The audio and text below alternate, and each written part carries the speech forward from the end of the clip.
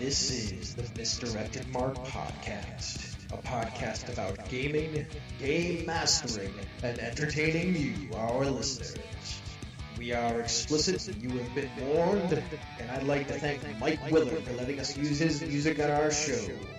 Now let's pick up those mics and get on with this thing. Why, yes, let us pick up these mics and get on with this thing.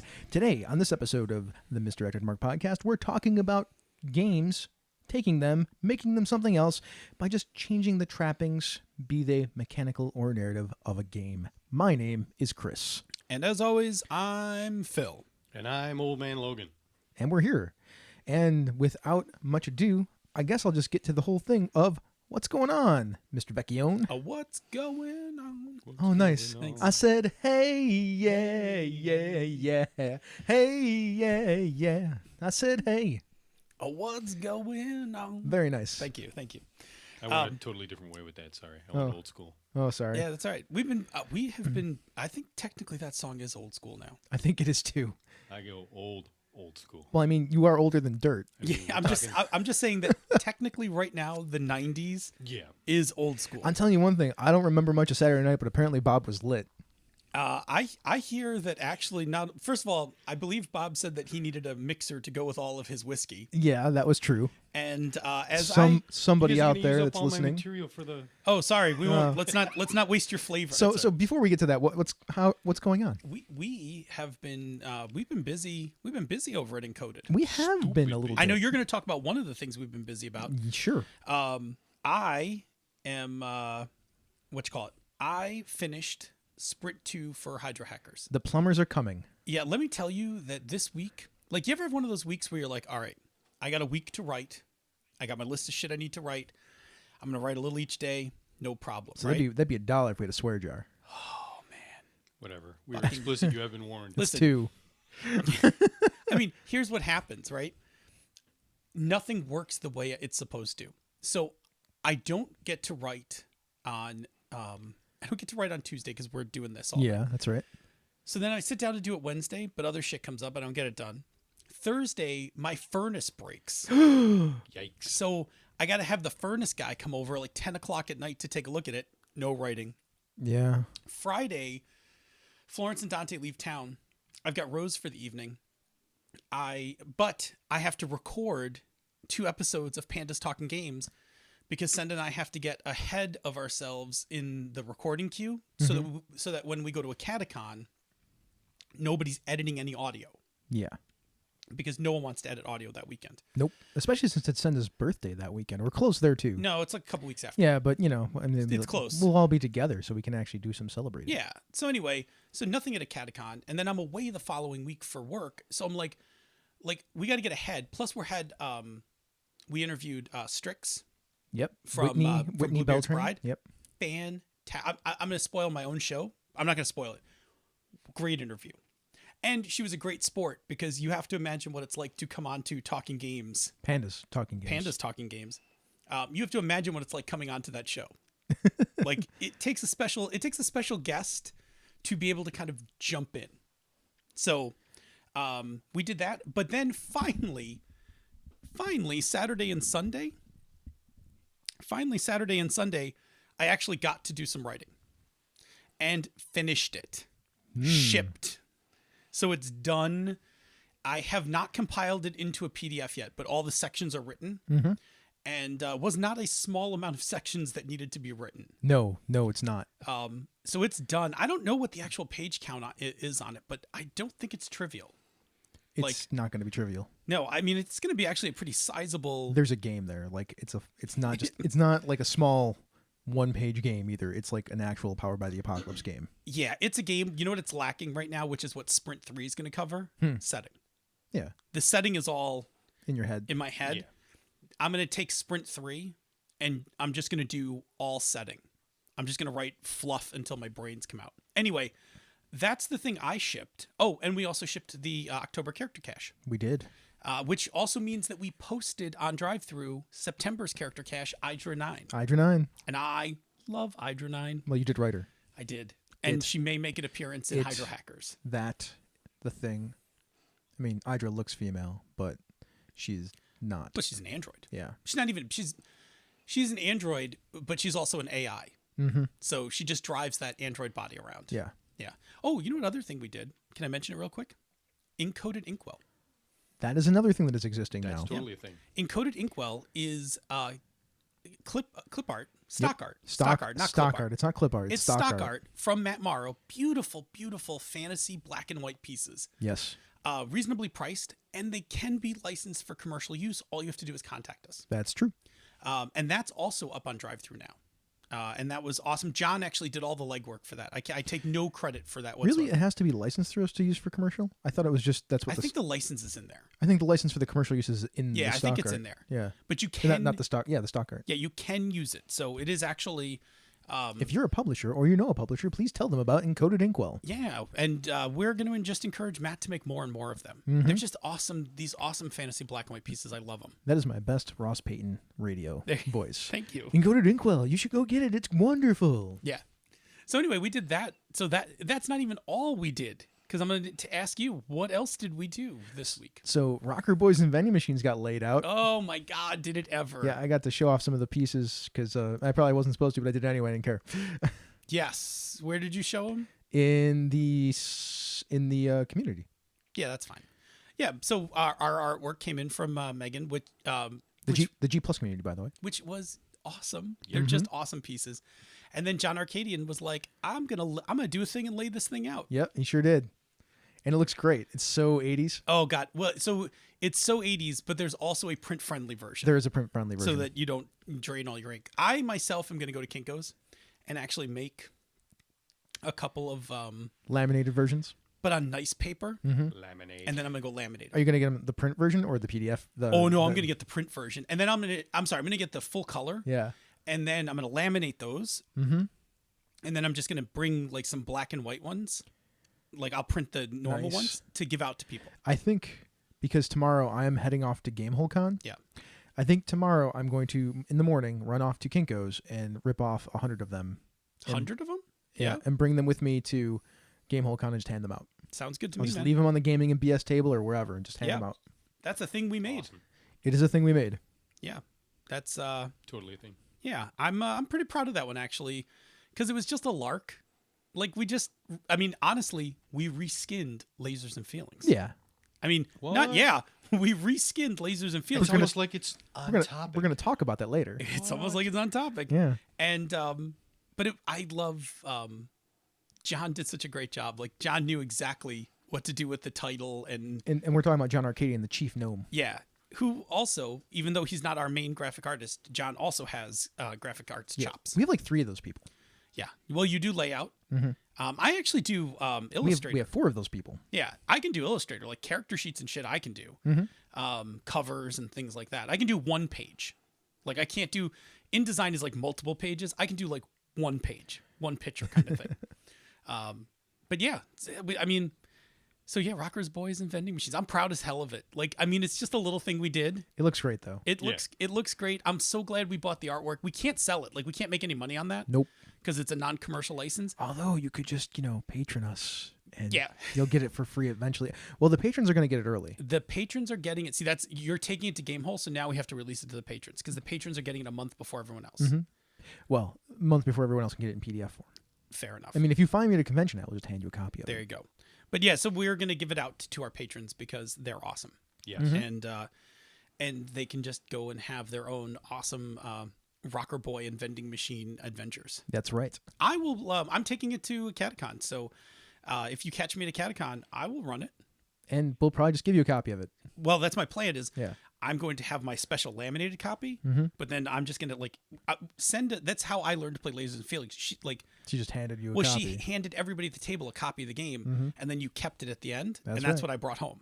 So it's. I mean, ultimately, it's all Senda's fault. Yeah. Other things that are going on. I mean, like I said, I'm going to GameholeCon. Thank you, Brett B, for putting me up. I appreciate that. Is this like the podcaster exchange program? It's a little bit like that. You put Brett up at your place. Now he puts you up. Like that's cool. Like It's really cool. I'm down with that. Like, Yeah. we should do that. We should do that more often. I mean, John put me up when I came out for Origins. So, I mean, Yep. There you go. that's just kind of, it's good to have friends. Mm-hmm. I mean, McClure offered to put me up when I go out to a Catacon. So there's that too. We got you covered. Rocker Boys and Vending Machines, like we mentioned, if you want it early, you should become a patron. Either of Misdirected Mark Productions or the Character Cache. We'll hit either space. Yeah. Okay. What the hell? Why not? I mean, yeah. So more of a reason to jump in if you want it early. Pick one and jump in. Everyone else will get it to you December. It'll probably be on drive-through in the first week of December. So enjoy your Christmas.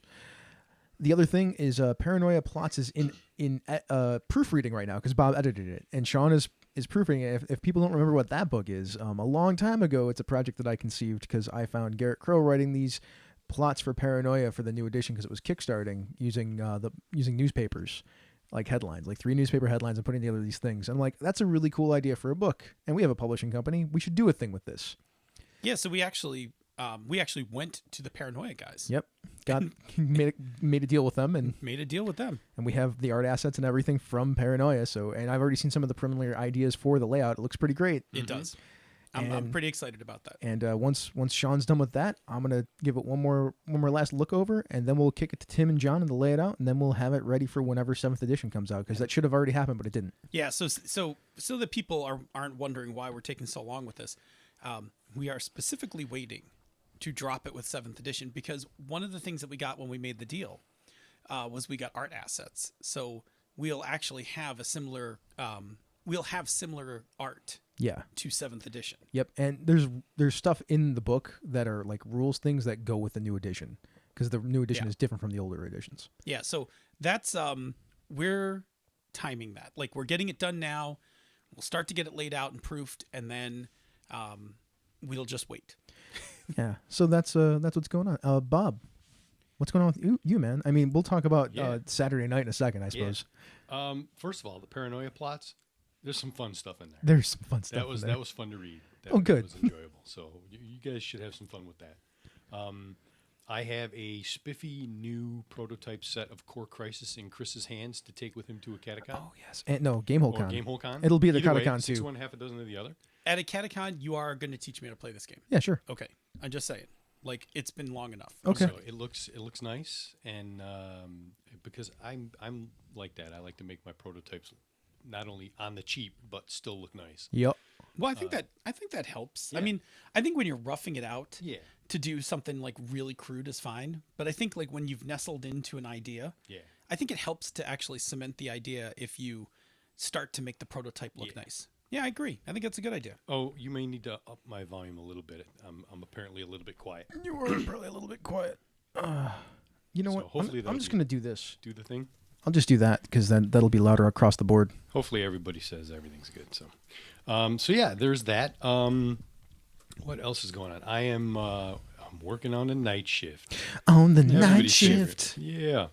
Not quite transitioned over yet completely. So I'm still kind of feeling my way through sleeping properly at the right time and eating at the right time. What meal did you eat when you came into my house? When I came into Phil's house, I was having dinner, which was Dunkin' Donuts coffee and a ultimate meat and cheese breakfast burrito from Sonic. Yeah, baby. So you were having breakfast. But it was dinner because I had breakfast at 4 o'clock this morning while I was on my shift. Oh, boy. And then I went to bed at 8 o'clock. Isn't that like dinner for you then? Yeah, it's 6 1, half a Yeah, dozen see, of the this is, other. I was just, it highlights the point that he's not in. It's all Yeah. screwed up because that's working on the night shift. That's what it is. I had all day breakfast today. Chris, at you're too McDonald's. loud now, so you need to dip yours a little bit. Boy, we're like, it's a challenge with the volume today. Apparently. So there's that. And I'm working on trying to get the weight down again. Oh, boy, me too, man. So, but I walked today. I woke up and I was going to sit down and work on reviewing the Hydra Hackers documents for Phil. Thank you. And I woke up and it was 72 degrees and sunny, and I went, I'm taking a walk. Phil's stuff can wait for a couple more minutes. It was lovely outside. So I went for a walk, and it was enjoyable, and I'm not too far from my mic. I'm right where I always am. Bump the mic, man. Put your hand on your head. Oh, man. Kids these days. I know, right? Bump it. I was moving it on purpose. So anywho's, and then there was Saturday night. Saturday night was a partay. It kind of was a partay. It was a bit of a partay. Really? Because I'm pretty sure that, Chris had one of his iconic, as in you only get so many of these in your life, drunk nights. Yeah, that was a mistake. We'll talk about that Sometimes, mistake in a second. I personally have not had a lot of opportunity in the last couple of months to enjoy some whiskey. Now that I am a whiskey fan, for various reasons, just the timing of it and being on antibiotics a couple of times over the last couple of months, all kinds of stuff. Having to drive. So it was like, all right, Nikki volunteered to give me a ride over to Chris's house for the party. And I said, all right, I'm going to enjoy some whiskey. And first of all, Snakebite apple cider whiskey and Jack Daniel's Fire cinnamon whiskey. Oh, that is a flavorful combo. That's a combo. And you don't need to cut it with anything. Well, yeah, you do. I think really should. Yeah, you should cut it. I so think. Apple cider works great for that. I did not cut it at first because it was the. Were you like the Great Beer Khalees? No, he was I had he one was glass. full ceviche. Oh yeah, that was my Halloween costume. I was ceviche / John Hammond from Jurassic Park. I heard rumors that the ceviche hat may have disappeared, or it didn't make it. It didn't make it back with you. No. The ceviche hat was passed around briefly. Okay. Where some pictures were taken, and then it made it back to me. I saw pictures. Bob That's all I'm was saying. Bob was playing beer pong. I rocked a couple of shots in beer pong too, and then I knocked over one of my own cups And lost the game lost that the way. Wah, wah, You wah. know, Wah, for, wah, for wah, as drunk as I was at that point, I did a wah. pretty good job of handling that ping pong ball. Yeah, that's Did true. that 5 times fast. All right. So what else is going on with that party? Oh man, I was really good until about 1 o'clock in the morning. So by the way, this party it's our annual Halloween party. It's Jen's birthday at the same time because Jen's birthday is the 29th of October.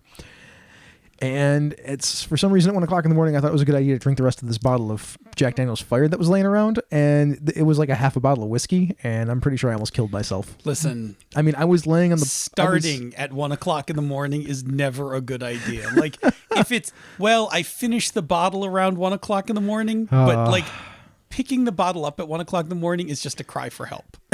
Is it? It's a cry for help. I was like stone cold sober until that point. Uh-huh. And then you were like, I'll remedy this situation. I just thought I was like, First of all, it was fire, right? yeah. So that's the first problem because you don't realize you're drinking a half a bottle of that shit. Like you're just like knocking them back. You're like, this is delicious. cinnamon, This yum. is great. And I wasn't using a shot glass. I just had the bottle in my I was hand. just drinking it. Me and my friend Matt, who I don't see very often, he had one bottle, I had the other. Listen, we were drinking. I think the we could all whiskey. go back to the video of in March where we had the bottle. We can all go back to the video in March where we had the bottle of fire on the table and I accidentally drank a half of it.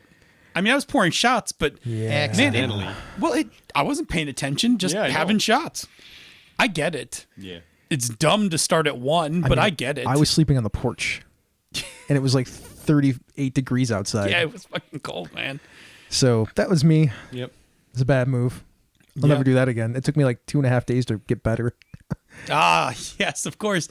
Because now you don't recover instantly. Shut up. You're like Mosby on the couch with your I was a Gatorade little bottle. it was bad. Yeah, that's funny because it was Sunday. I'm like, oh, I need help with this. I need help brainstorming. Like, Chris,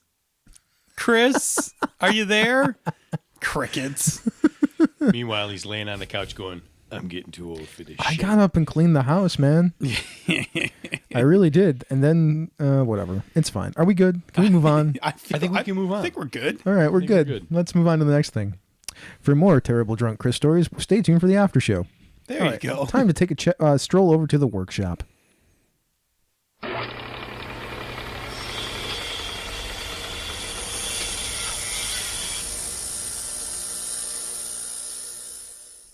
Welcome to the workshop, where we try to build better games.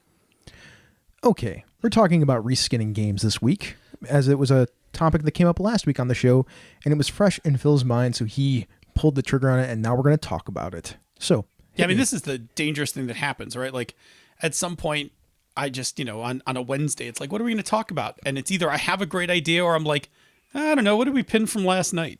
So, reskinning it is. yeah, reskinning it is. I actually like reskinning quite a bit. And I'll talk about it I'll talk about why, because I used to be terrible at this when I was younger. I'm not the only person, right? No, no, not at all. I'm listening. Sorry. No, that's what I'm saying. You're listening. I'm listening too. Anyway. Not Okay. that. Okay, go ahead. Anyway, mysterious sounds are abound in the Misdirected Mark room. Yeah, We're it's almost like it's a day after Halloween and the ghosts just haven't gone away yeah, yet. we're okay. We're okay. That was Spookiness. Spooky. something spooked us, but we're okay. Anyway, yeah. So I like reskinning quite a bit actually because I think it's a really useful technique, and I think it's a technique that, when done properly, is really powerful, and when it's done poorly, it's really problematic. So let's get into it with a little bit of a definition. Sure, hit me with it. Yeah. All right. So reskinning really comes from digital gaming. Like, this is really a video game thing, where characters in video games are really defined by two components: the wireframe, which is like the structural components of the character, it gives it like its shape, its size, etc. And then the skin, that is the art that you kind of wrap around the wireframe, that gives the exterior. Mm-hmm. Right. So, like, if you go back, like Bob and I did in the day, playing Unreal Tournament. Yeah. We loved reskinning the characters in Unreal Tournament. Like, we would download skins for all sorts of different things and make our I made guys. custom skins. You did make custom Wow, skins, you right? made custom skins? It was like a real botch job. It was hacked, but it was. He recolored. He I recolored. recolored some stuff. I took some heads off and put different heads on. Yeah, we had these like night costumes. Like, it was like knight armor, and they had like the colored tabards. Oh, that's cool. So we changed all the colors so we could spot each other in play. Oh, that's pretty cool. Yeah. We played a lot of Unreal Tournament. Anyway, to jump back into the role-playing things. So wireframes and skins, right? Like, this is where this idea of reskinning comes from. And it also had another name back in the day, which was file off the serial numbers. So That's true. Yeah, that's a thing. that's another way. Reskinning is also sometimes known as filing off the serial numbers. Okay. So anyway, video games got into this thing where you could reskin them. And in RPGs, we kind of do the same thing. We reskin elements. I'm going to use the word element. You comfortable with that? I am. So yeah. element could be an NPC, a location, an item. We'll just go with that. So we can reskin elements and port them into our games. So we can take them from somewhere else, reskin them, and port them into our game. Make sense? That makes perfect sense. Okay. So there's really two types of reskins that we can do. The first one is we can do a mechanical reskin. Mm-hmm. All right. And this one's really easy. This is just where we use the mechanics of something, and that's the wireframe. And we're just going to change the description of it. That's the skin. Yeah. All right. So for example, I do this a lot with monsters. Like, I'm lazy. And when we get to like 3rd edition stuff, like, I'm super lazy. So I just am like, oh, I want something that's like a hill giant, but it's got longer arms or something like that. So I basically just go get the hill giant stats and write a new description, right? That's a mechanical reskin. It looks different. And when I tell the players what it is different to them, but mechanically it's just a hill giant. Correct. Okay. I wonder if people would get confused by that because you're keeping the mechanical thing, but you're reskinning the narrative part of it. Yeah. Now, we'll talk about, when we talk about doing a reskin that's proper, you got to come close to the thing that you're reskinning, right? Like, if I take a hill giant and I make it humanoid, like, I'm sorry, not humanoid, but I make it like man size, I have to fix a few things in the mechanical block. That's true. Because hill giant has reach. Yep. I could still have it be really strong because that's not going to really throw things off. You can also still give it reach by giving it a reach weapon. I could. Yeah, absolutely.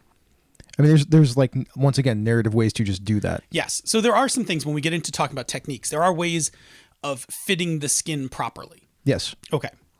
All right. So anyway, mechanical reskins are just that. We're just redressing existing The mechanics. outer layer. Yep.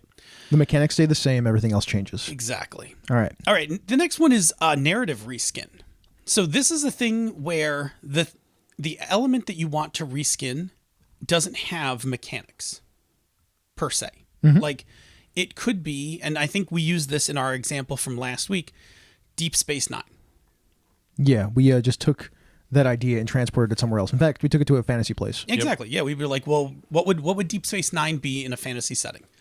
And so this is where you take an element from some existing world, IP, etc., and you're going to find the wireframe. We'll talk about this in a little bit, but you're going to find the wireframe and figure out what that is. It's going to be like a collection of tropes and things like that. Yep. You're going to peel off the skin, and then you're going to reskin it. Absolutely. Okay. And we're going to get into that because we're actually going to do an example that is current, and I think it'll be really badass when you and I have not prepped this. Nope. I've only told you what it is. It's going to be totally improv, and it's going to be awesome. Yeah, it'll be fun. All right. So why is reskinning important? So we talked about the two types, mechanical and narrative reskinning. I'm going to tell you a story of 17-year-old GM Phil. So I'm running Teenage Mutant Ninja Turtles, and I have like a street level campaign going, and I go to the movies that weekend, and I see a little movie, and I say little because almost life changing in its in its effect. I see a little movie called Bloodsport with the Jean-Claude Van Damme. The Jean-Claude Van Damme. Right. Well, later he'll make all those other terrible movies. But Bloodsport is only slightly terrible and awesome at the same time. And of course, if you've seen Bloodsport, and I don't want to give any spoilers away, he wins. After getting a chalk pellet crushed and thrown in his eyes. Oh my God. Right, I could. And of course, to make it more dramatic, they take they kill his best friend, of course, or his friend. They put him in the hospital. Oh, put him in the hospital. Yeah, Chung Li puts him in the hospital. Then he takes his bandana, puts it around his knee. Yep, and then they change the platform so it's it raises up. It's raised up and it's unbalanced instead of being a flat plate surface. Okay, so anyway, because that increases tension for some reason. Right. So anyway, we as 17-year-olds leave the theater. As you would young males having watched Bloodsport, like jacked out on testosterone and punching each other. Well, the next time we play TMNT, don't you know it? The intergalactic Kumite arrives in my campaign. Of course it does. Like it arrives in orbit, and I make the characters fight all sorts of other fighters, and it is a blatant ripoff, right? Like there is nothing subtle about what I did. Like I saw a movie and then I was just like, and the intergalactic Kumite arrives. And the only reason it was intergalactic was so I could have aliens punch the characters around. Which is funny because they ran that storyline in one of the more recent iterations of the Teenage Mutant Ninja Turtles cartoon. Well, again, they got better at stealing it than I did. Yeah. But anyway, it was so blatant because all my players are like, oh man, it's Bloodsport. And I was like, yeah, it is. Like there was no way out of it. Why are you? I mean, they obviously were excited about it. It was fine, and I pulled it off. But it led to me doing this a lot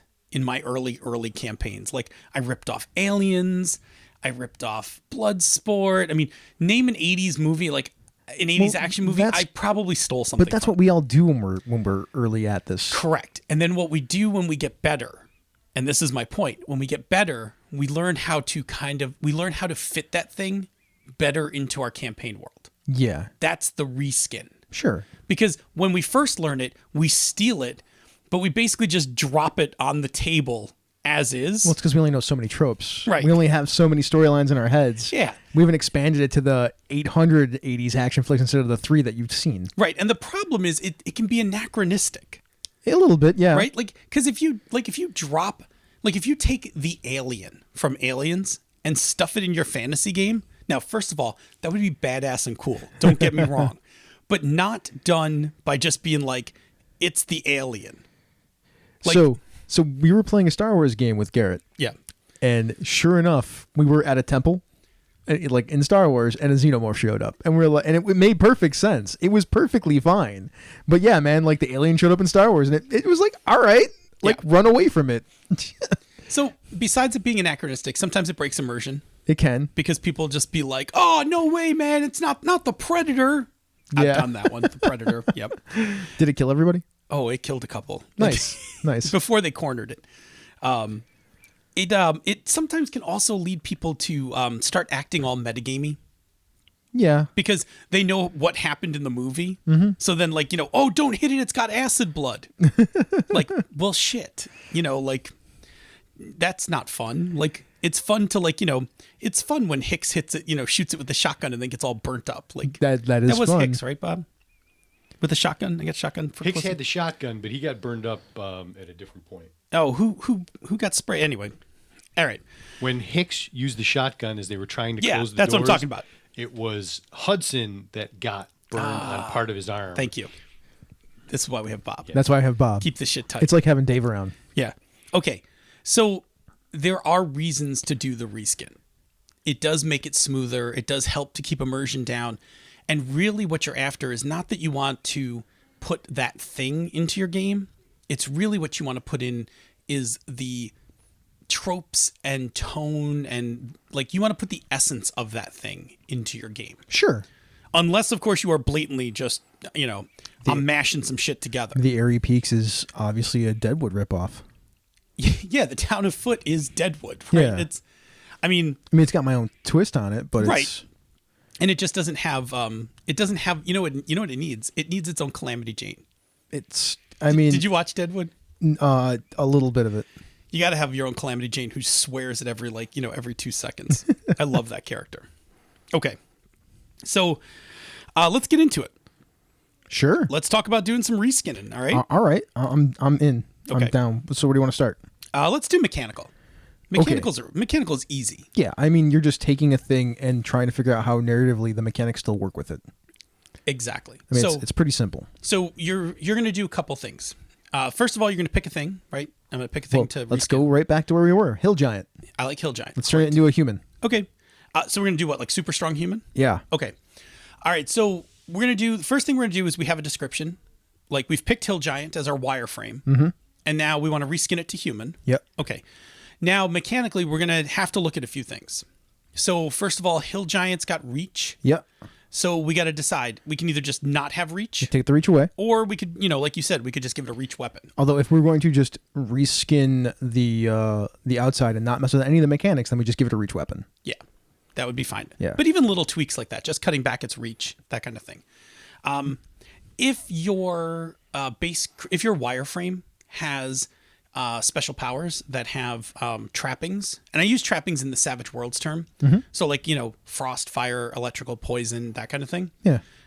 When you skin it, you can reskin the trapping. It's super easy to not even have to bother with reskinning the trapping if you don't want to, because you can just if you're like we said, if we're going say it's a cloud giant. Yes. With like lightning magic and other kinds of magic, it's just a really strong person who has magical doodads all over them. Could they be runes or they be Crackling with blue electricity. Sure, yeah, Piece of cake. that are running along the bracers that are attached to their wrists that have chains that go up and around their neck. Absolutely. And if we wanted to drift a little past that, we could then change that from lightning to fire.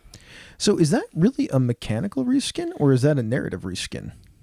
So mechanical meaning that our wireframe is actually a set of numbers and mechanics. Okay. And then we're narratively changing the skin around it. So for instance, Because those have the dual effect of also being a narrative and a mechanical reskin at the same time. when you get into trappings, Yeah. and more so depending on the game, like in Savage Worlds, changing the trapping is a mechanical thing. Mm-hmm. Whereas in other games like Fate, Not as much. Well, Fate- although sort of, because the narrative is always true. yes. So if you called it fire, shit could light on fire. Yeah, if you called it cold, things could get super cold and then break. Absolutely. Yeah, if you called it acid, it would start Yep. And melting if you made things. advantages with those or whatever, or you took a condition or something. Same thing with D&D, because those descriptors actually have different effects. Yes, I agree. So yeah. So you can change those. You're not forced to. No.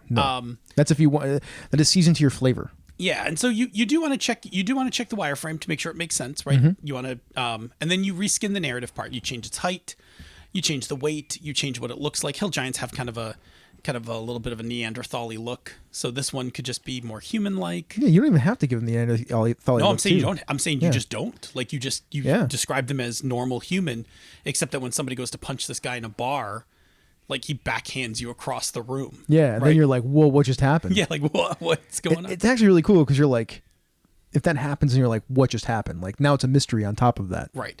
Like, do you remember, Bob? Do you remember Mike ran a D&D game? It was our Eberron campaign in Sharn, and the first story arc was totally the plot of Young Sherlock Holmes. Oh, That's great. We're gonna do that one in a second. Oh, but you weren't talking about Not that one. There was another one he ran with the blue goblins. Oh, the blue goblins. Yeah. So I don't know what the base creature was under the blue goblin, but when we saw them narratively, it's like these blue goblins come pouring out of the room, and we're like, They're goblins. and we're like, whatever. we're like 15th level. Yeah. Like this is core, my 15th level barbarian, Uh-huh. and I'm like, all right, line them up for the big sweep, and then like the first one jumps on me with a dagger with what was it, finger of death. Yes. And it's like save versus death, and I'm like, what, What? the fuck is happening here?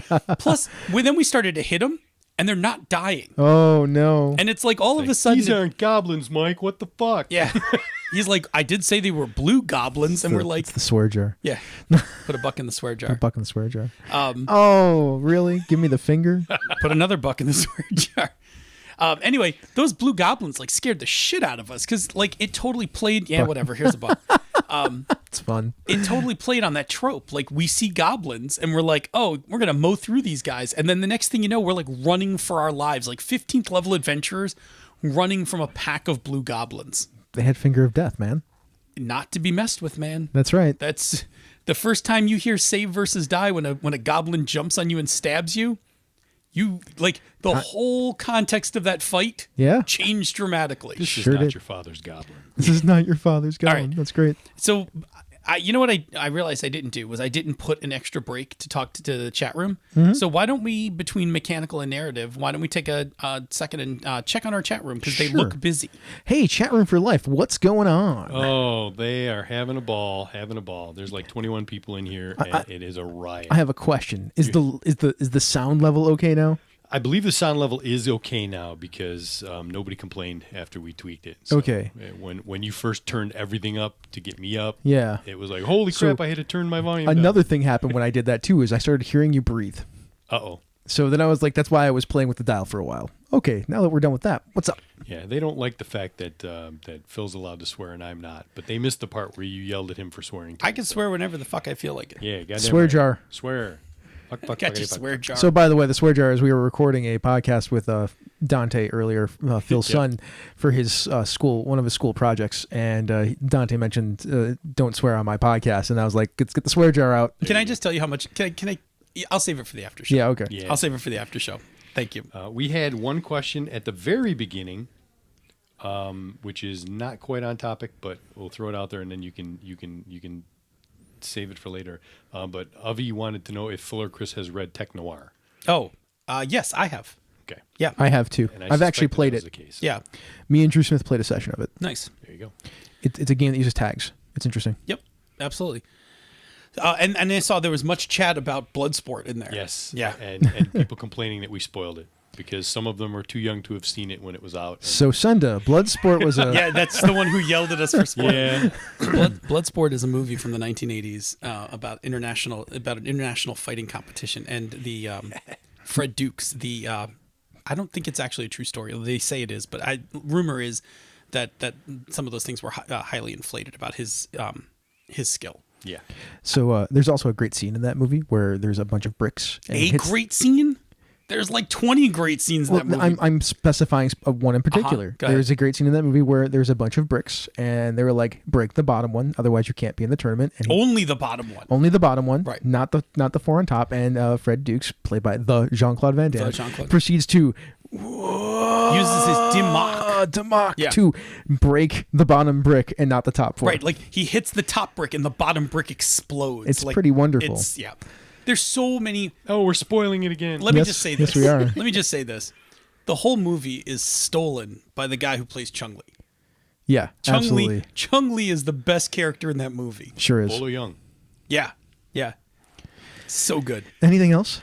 Yeah, that's the gist of it right now. Yeah. Oh, okay. Yeah. All right. You want to talk about mechanic Narrative reskins? reskins? Of course I want to talk about narrative reskins. Yeah, narrative reskins are actually my favorite. Yeah, because we're talking about taking something something that we like in media or fiction or some sort of story that we enjoy, and taking that and transporting it to another setting, place, not system, but another setting. It's actually what we're talking about. Yeah, I mean, sometimes we could steal it from another game, but a lot of times when we're talking about narrative reskins, we've consumed it from somewhere else. And I mean, this is where Heck, a lot of the stuff that happens in the games that we like and the settings that we like are stolen from other places. Like Sharn is essentially New York City stacked on top of itself. right. I mean, and New York and Gotham is essentially New York City. I always think of Gotham, Chicago. Really, I thought it was Metropolis, Chicago, Gotham, New York. No, because never mind. I don't want to get all the Chicago listeners mad at me. Okay. All right. We'll let Bob work on that. No. Anyway. Sorry, Darcy. So anyway, narrative reskins are the kind of thing like you're watching a movie and you're like, damn, that thing is cool. Like, I want that in my game. Mm-hmm. But you also don't want to just rip it like out of the movie and drag it into your game. Like, how can I put this in my game and make it mean the same thing? Yeah. Okay. So the reason why these are a little trickier is that with a mechanical reskin, we can see the mechanics. Like we can just read the Hill Giant stat block. Mm-hmm. Okay. But there isn't one if we're talking about a narrative reskin. It's a thing. It doesn't have stats. Like Sharn doesn't have stats per se.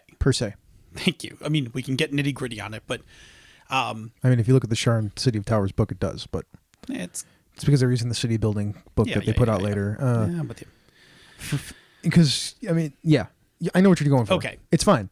All I don't want to get into the. I mean, we don't have to get in the weeds. We can go get in the weeds on that. Nah, we don't have to get on the weeds. In fact, I will get in the weeds in a second because it's actually a good way to help you figure it out. Okay, so once we know what we want to take, what we need to do is kind of get past what it looks like and start to get into the feel and the tropes of it. Yeah. Now, if the thing has existed for a little while, you actually can just go to TV Tropes and actually look up the list. Like TV Tropes actually is warning. If you go to TV Tropes, You'll be there for a while. you will get lost. It's clickable, and the next thing you know, like you'll be like, why did an hour just pass? And why am I on this page? But anyway, you can eventually, and a lot of people already have this. By the way, that was one of my go-tos for fixing this problem. Like, Oh. if you have a show or a book or whatever, you just go to TV Tropes and it will break it down for you. Beautifully. What the pieces are. Yeah. So you can go to TV Tropes. You can also, and a lot of people have this skill, and a lot of people can develop this skill. Even if they have it, they can make it better. Is how to look at a thing and start to pick it apart. Like, what's it doing? Yeah. What are the pieces that make this dynamic? Right. What emotion is it creating for me, and how is it making that? What's it doing to make that emotion? Yeah. And the word dynamic is actually what I'm talking about here, because when you stick certain pieces together, certain elements, because I like the word elements, when you take certain elements and put them together, they create a certain dynamic. Yes. And that is what you're looking for. That's why space opera is what space opera is, because you take certain elements and it creates a certain dynamic. Yeah, I mean, I mean, in some respects, this is why people love mashups. Yeah. Right? Because mashups are, I'm gonna take these two tropes, these two elements that normally don't connect to each other. I'm gonna stick them together. Yeah, like dinosaurs and Nazis. Like, how is that? What is better than dinosaurs and Nazis? Yeah. Mixed? Well, if you think about Star Wars. No, I'm serious. What is better than dinosaurs and Nazis mixed? Eastern philosophy in space with laser swords. I meant Star Wars. Well, that's better than dinosaurs and Nazis. Ninjas and pirates. Nah, I think dinosaurs and Nazis beats out ninjas and pirates. But not Star Wars. Nah, I mean, I get that. That's true. Ninjas and I mean, if dinosaur ninjas. dinosaur with the little arms trying to throw stars. That's only T-Rex. Now, technically, dinosaurs and Nazis actually exist in Star Wars because the Empire is a bunch of Nazis, and there are, crate dragons. I mean, there was that Which thing are on dinosaurs. Tatooine, right? Like that was a dinosaur and Nazi. Yep. Which with the the The Sarlacc pit? stormtroopers rode on. the stormtroopers. No. riding Oh no, on yeah, Big like Lizard. I just said. Did you not hear me just say that? I Yeah. heard you. Oh, crate dragon, right? That's what Yeah. those were. Well, that was not what those were. I don't No? think. No, they were something else. PK Sullivan can tell me, or Dave Mondello, but I'm sure he's not listening. And so yeah, like what we're talking about, that mashup thing, like that is a great way to get what you want. I don't know if that's exactly what we're talking about. No, we're not talking about mashups. And in fact, Robert, put a pin in that. mashups. Mashups. We'll do later. Anyway, Ding. let's talk about reskinning again. Okay. All right. So we get into reskinning. We're talking about you're looking past you're looking past the setting because whatever media you're looking at has its own setting. Correct. So we have to get one below that. That's right. And understand what makes this thing tick. Like I said, those are the tropes. Yeah, and how tropes. they're put together. And Exactly. Because when it's really just looking for those tropes. What are the list of tropes that are inside of that thing? Yep. Because then when you put them together, that creates the dynamic. Okay, so now once we know what that is, that's the piece we rip out. Yeah. And really, reskin. really what we're talking about then is genre. Yes. Yes. I mean, you're killing it. Mm-hmm. You're doing good. Keep going. Well, no, continue. Because, I mean, that's Okay. that's the next step. So now we rip that thing out. We take it out of its own setting. We rip it out. Now that's the wireframe. Yep. And now we look at those tropes and we say, okay, how do those tropes fit my setting? Mm-hmm. So I'll give you an example real quick, and then we're going to do our improv one. Sure. Years ago, I wanted to run cyberpunk game. I run a lot of cyberpunk. Yeah. So I was like, at one point I got kind of burnt out of Japanese-esque cyberpunk. You know, the typical Neo Tokyo, you know, Street Samurai, all that stuff. Mm-hmm. And I was like, all right, I still want to play Cyberpunk, and I still want to play Cyberpunk 2020. I just don't want to play Asia. So I reskinned it. That makes sense. I reskinned it to Europe. And I changed the mega corporation towers into European castles. And I changed the street samurais into musketeers. That's good. Cyber musketeers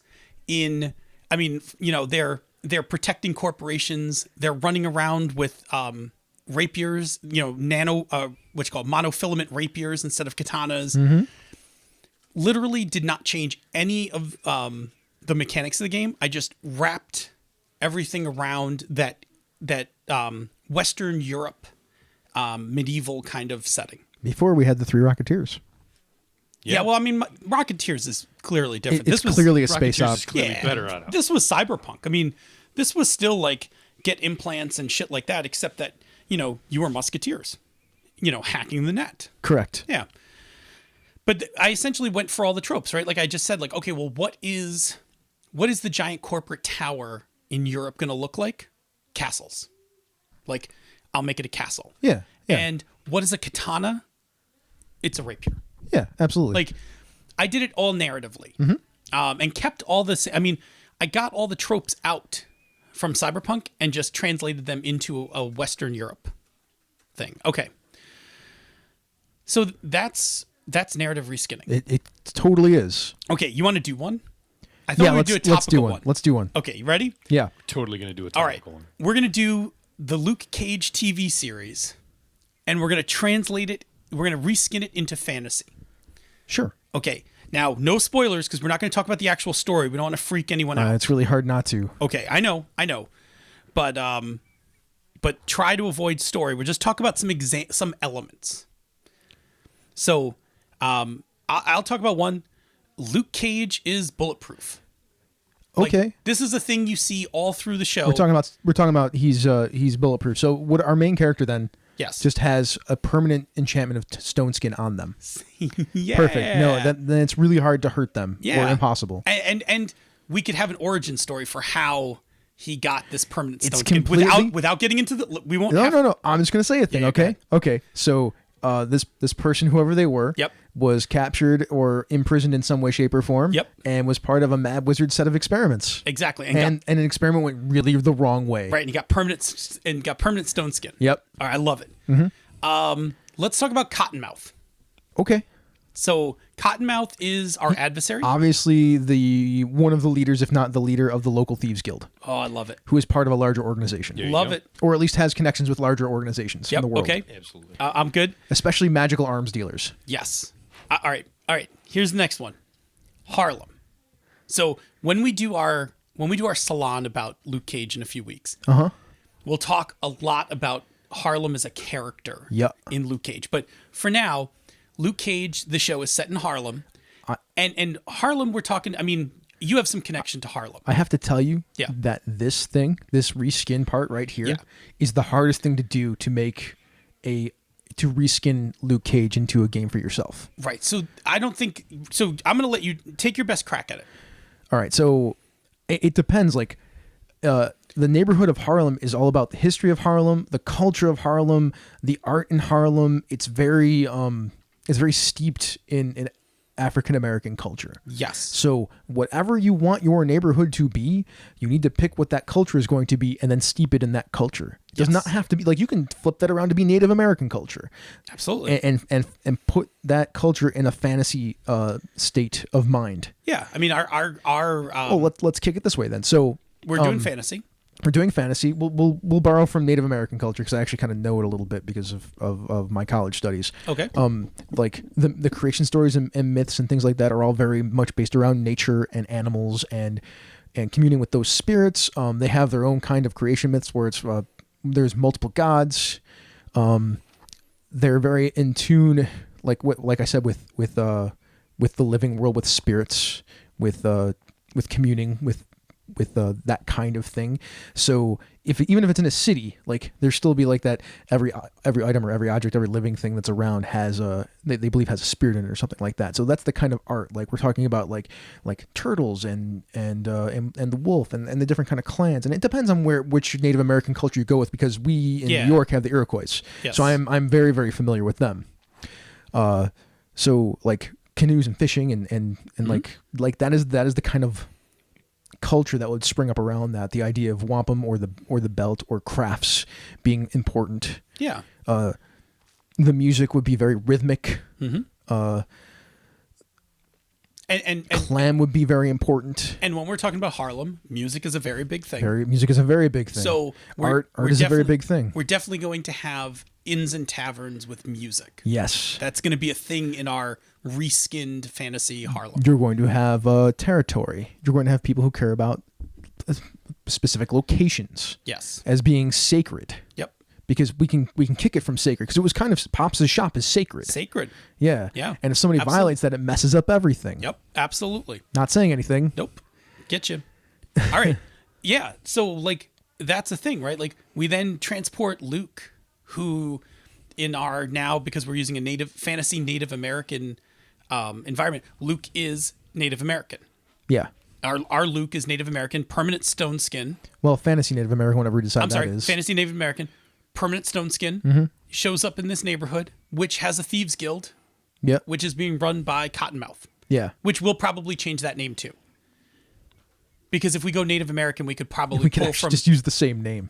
Yeah, it's actually pretty great. I mean, Coyote would be cool. Like, well, Coyote's a trickster. Cottonmouth's not a trickster. Yeah, Cottonmouth's not a trickster. Cottonmouth actually works really well. Okay, good. So anyway, now we have like we have this thing that would actually play out in a fantasy setting that has the feels of Luke Cage without it being like a blatant ripoff. That would still be the hardest part, because you'd have to write in your notes wherever, like right at the top, like spew forth the neighborhood. Yeah. Because that show is all about the aesthetic of that neighborhood. Yeah, absolutely. You know, I'll just say as an aside, and we don't have to get into this, I'll just put this as a quick tangent. So I went back and watched some Daredevil the other day. Mm-hmm. So like the fighting between Luke Cage and the Daredevil show, so different. So different. Yeah. Anyway. Also between Jessica Jones. Yeah. I mean, was I talking to you? Who was talking about this? I mean, a tangent real quick. Somebody was talking about the 3 different fighting styles in those shows. Like, it might have been, I forget who it was. It may have been me, because I was talking to somebody about it. Were you talking about that? I was like, Daredevil is a boxer brawler type, and it's there's like a lot of that fighting. I was listening to ugly ass fighting. I was listening to some people talk about how Iron Fist has a long way to go to be as good as like Jessica Jones and Luke Cage for how impactful those two shows were, because they had meaning behind them aside from aside from the stories that we're telling. They had like a meta meaning behind them. Absolutely. And like Iron Fist is a white dude who's appropriated Asian culture. Yeah. So there's some things they're gonna have to do. Good luck. And I think that I forget who it was. I thought it was maybe the Graphic Novelty Podcast, which I don't know if Eileen and Brandon are listening. They are. They're in the chat room. Yeah, they might have been having this conversation. I was listening to them talk about it, how they have a long way to go to like, what do they do with that? Like, I mean, maybe they could tell a 1%er story. That's what I heard on that show. Like, because he's from the 1%. Maybe he's fighting against the 1%. Like, that would be a pretty good tale. Like how you know, you're raised by a different culture and you come back to your original culture and then you overthrow them.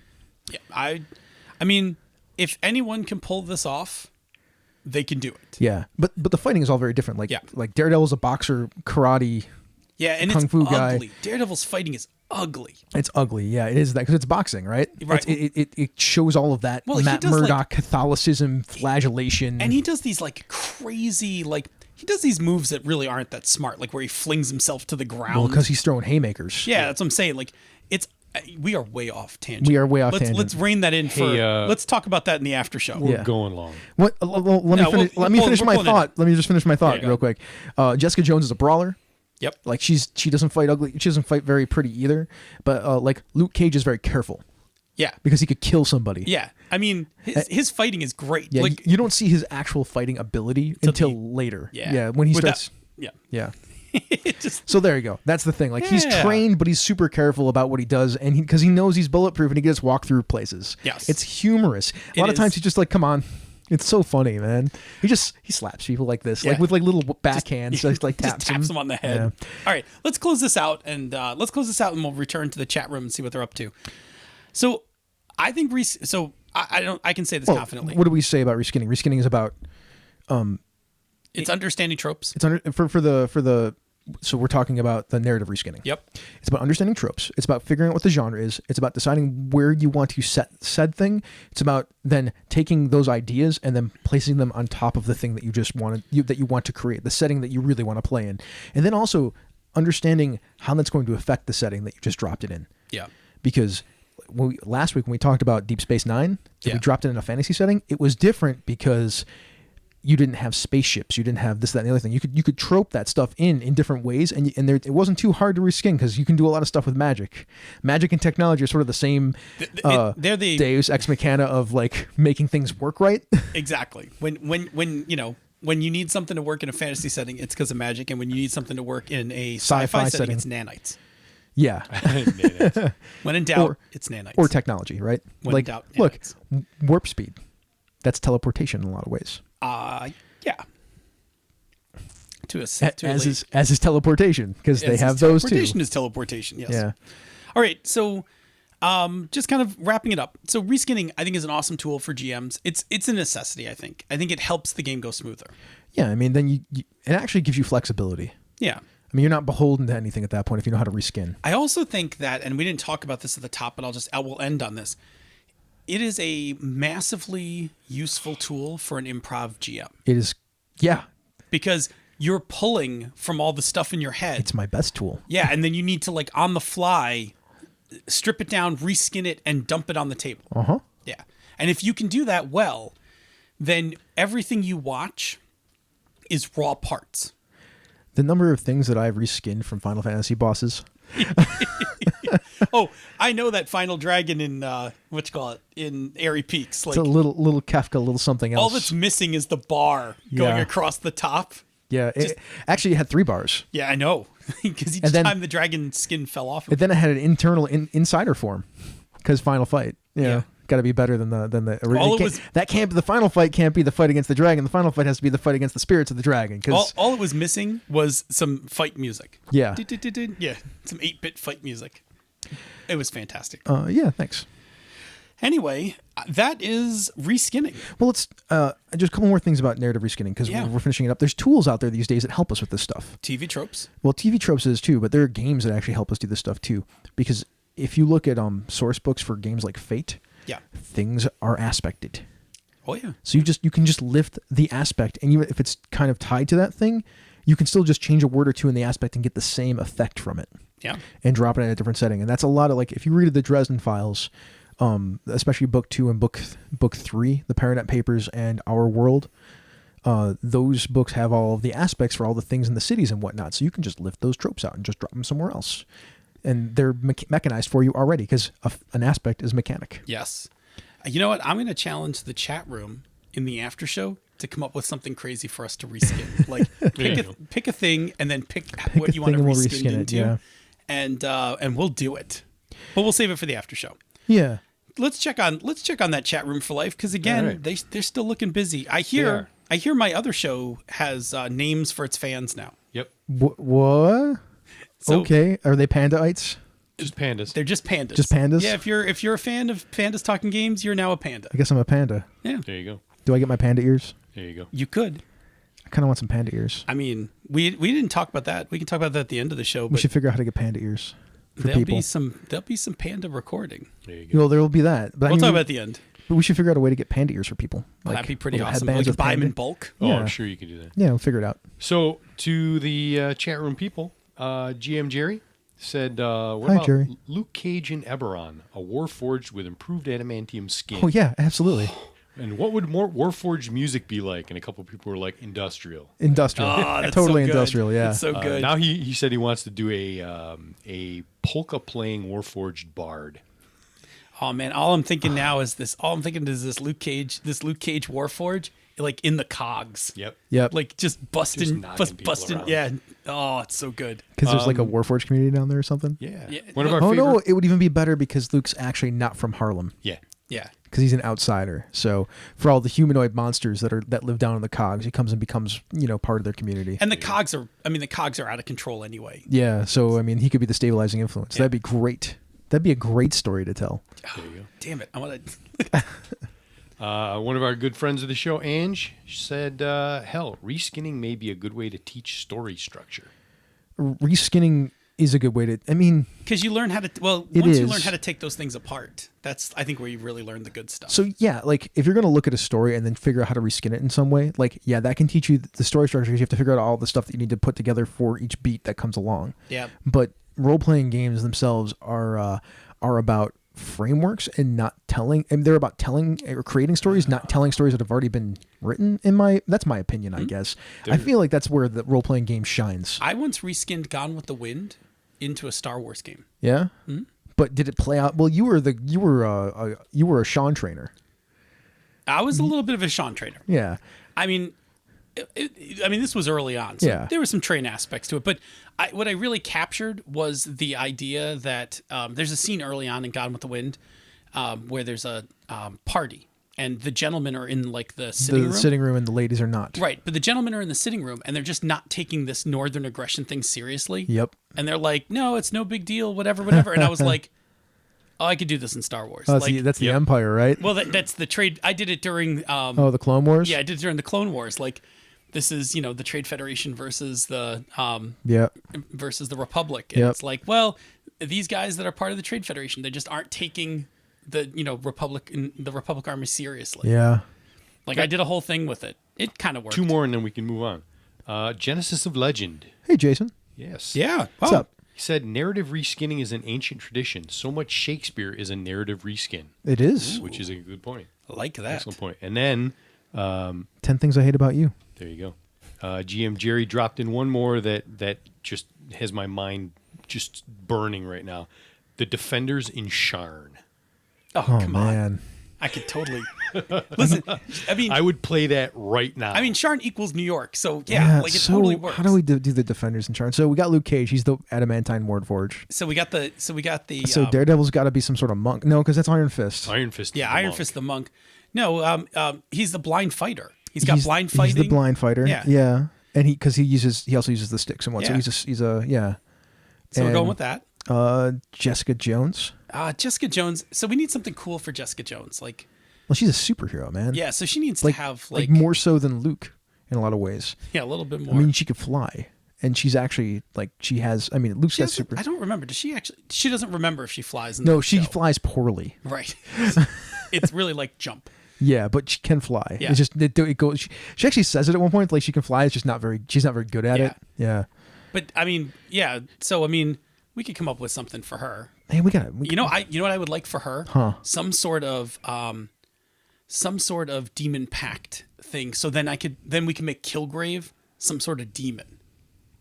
Like he, like Yeah, but Kilgrave didn't make her what she no, I is. know, but we're gonna drift a little because Jessica's. I don't remember Jessica's origins being that spectacular. She's just a superhero, man. Yeah, so that's fine. So we just make her, she's like some spawn from hell. And Kilgrave's some demon coming after her, because Kilgrave's got to be a demon. Sure. I mean that part. I mean, I can dig that, man. Yeah. Like, and not a demon, a devil, because Yeah, devils devil. are devils are more silk tongued. yeah. And that makes perfect sense for Kilgrave. I keep feeling like we could give her some sort of like dwarven ancestry where she has like magical dwarf runes Well, imbued first of into all, her. we're talking about Eberron, Yeah. so we can dragon mark her. Yeah, let's just dragon mark her. We just There you dragon go. mark. We can give her an aberrant mark too. Yes. I mean, Aberrant. and Yeah, the there we go. aberrant mark is what gives her like her ability to fly, her super Yeah. strength, all that stuff. Ding. There. All right, there we All go. right, boom, Done. right there. There. I want to play this. good. All right. Play it's this. So we should totally move on to the next thing. We could do that. Yeah, we could do that. All right, here we go. I'll do that. Here comes the coins. Here comes the coins. there's They're your falling diamonds. all Diamonds. over. Diamonds for you. Diamonds Thank for you. Thank you. Everybody gets a diamond. You get a diamond. And you get a diamond. Everybody gets diamonds. I can have fun just reskinning stuff like that people yell at us. Like, I told you when we get to the after show, let people just Yeah. the crazier it is, Yes, the better. chat room for life, folks. Give us something crazy to reskin in the after show. all right, weight Save 'em loss challenge time. Oh, weight not loss challenge. not weight loss for Phil. Why? What happened to you? I gained a few pounds. The Yeah. struggle is real. I still don't know how much I weigh. I mean, I don't have a scale. In I my weighed house. myself this morning. I'm up like 3 pounds. It's not so bad. It's not bad, but I mean, I'm not.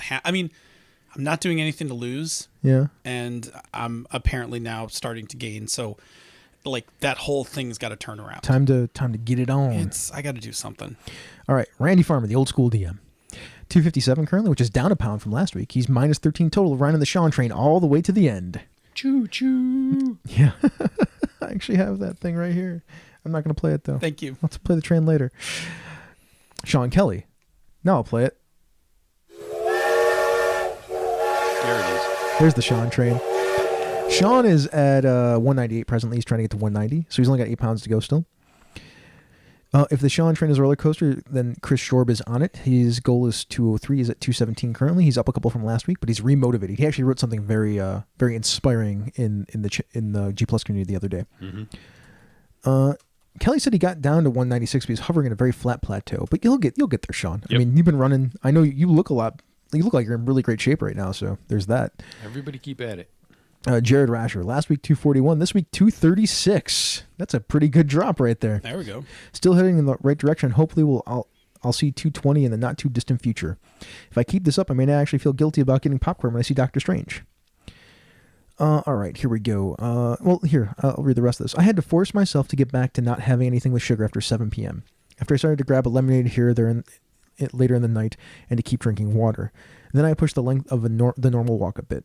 I'm just kind of terrified of winter, not because of the holidays, but because it becomes so easy not to go anywhere to walk once it gets cold. Need a plan for that. Winter is coming. Yeah, winter is coming. So what are some tips for people that still want to get some exercise in during the winter? Well, if you can find listen, you can mall walk. Yes. You certainly can. I do the equivalent of this on campus. Like we go to the ice rink, and we walk the upper. There's an upper track there. It's dangerous as shit. I hate it. Yeah. Well, because they practice, and you're walking along, and there's like this broken sign, and it says, "Don't stand here, flying pucks." And it's like the entire time you're walking, you're like, one of these fuckers is just gonna hit one of these things high, and I'll Yeah. be dead. Just one to the back of the head. One Done. to the back of the head. I hate it. Here's another place you can go. The supermarket. Yeah. There's a lot more people, but every day if the weather is nice and I walk over to Wegmans from work, whenever I go into the store, I take a lap. Regardless of what the reason I'm there and what I'm buying or whatever, I take a lap around the interior of the store. But so it's climate controlled. It's So one of the things you can do is if you go the Fitbit route, you can just push yourself to get steps by doing like Bob says. Like when you go to a place, just go out of your way. Like you walk a lap, but you could get even more steps if you serpentined all up and the down aisles. all the aisles. Exactly. Yeah, you can actually get a lot of steps inside a grocery store. Yep. I do crunches, but I like doing crunches. Yeah. Like, there's a thing for if you're going to try to lose weight. There's a thing for doing, anaerobic instead of aerobic exercise. It's good to do both if you can. Yeah. But that's a thing. If people are interested in doing crunches, if you can. All right. I also like to dance. Still a Dance Revolution. I used to have that game, but I mean like dance with my partner. Sure. Like that is a thing. Like, and it would also make your partner happy. Sure. Yeah. Nothing wrong with I that. like, Assuming they I wanna like the dance. idea of Chris dropping some sick beats on Dance Revolution. I actually, I'm not as good as Jane. sick beats, Jane yo. Calvert, who also lives around here. She's very good at Dance Is Dance. she really? Yeah. That's Jane Calvert is awesome. amazingly good at Dance Revolution. I want to see that. Yeah. That would be awesome.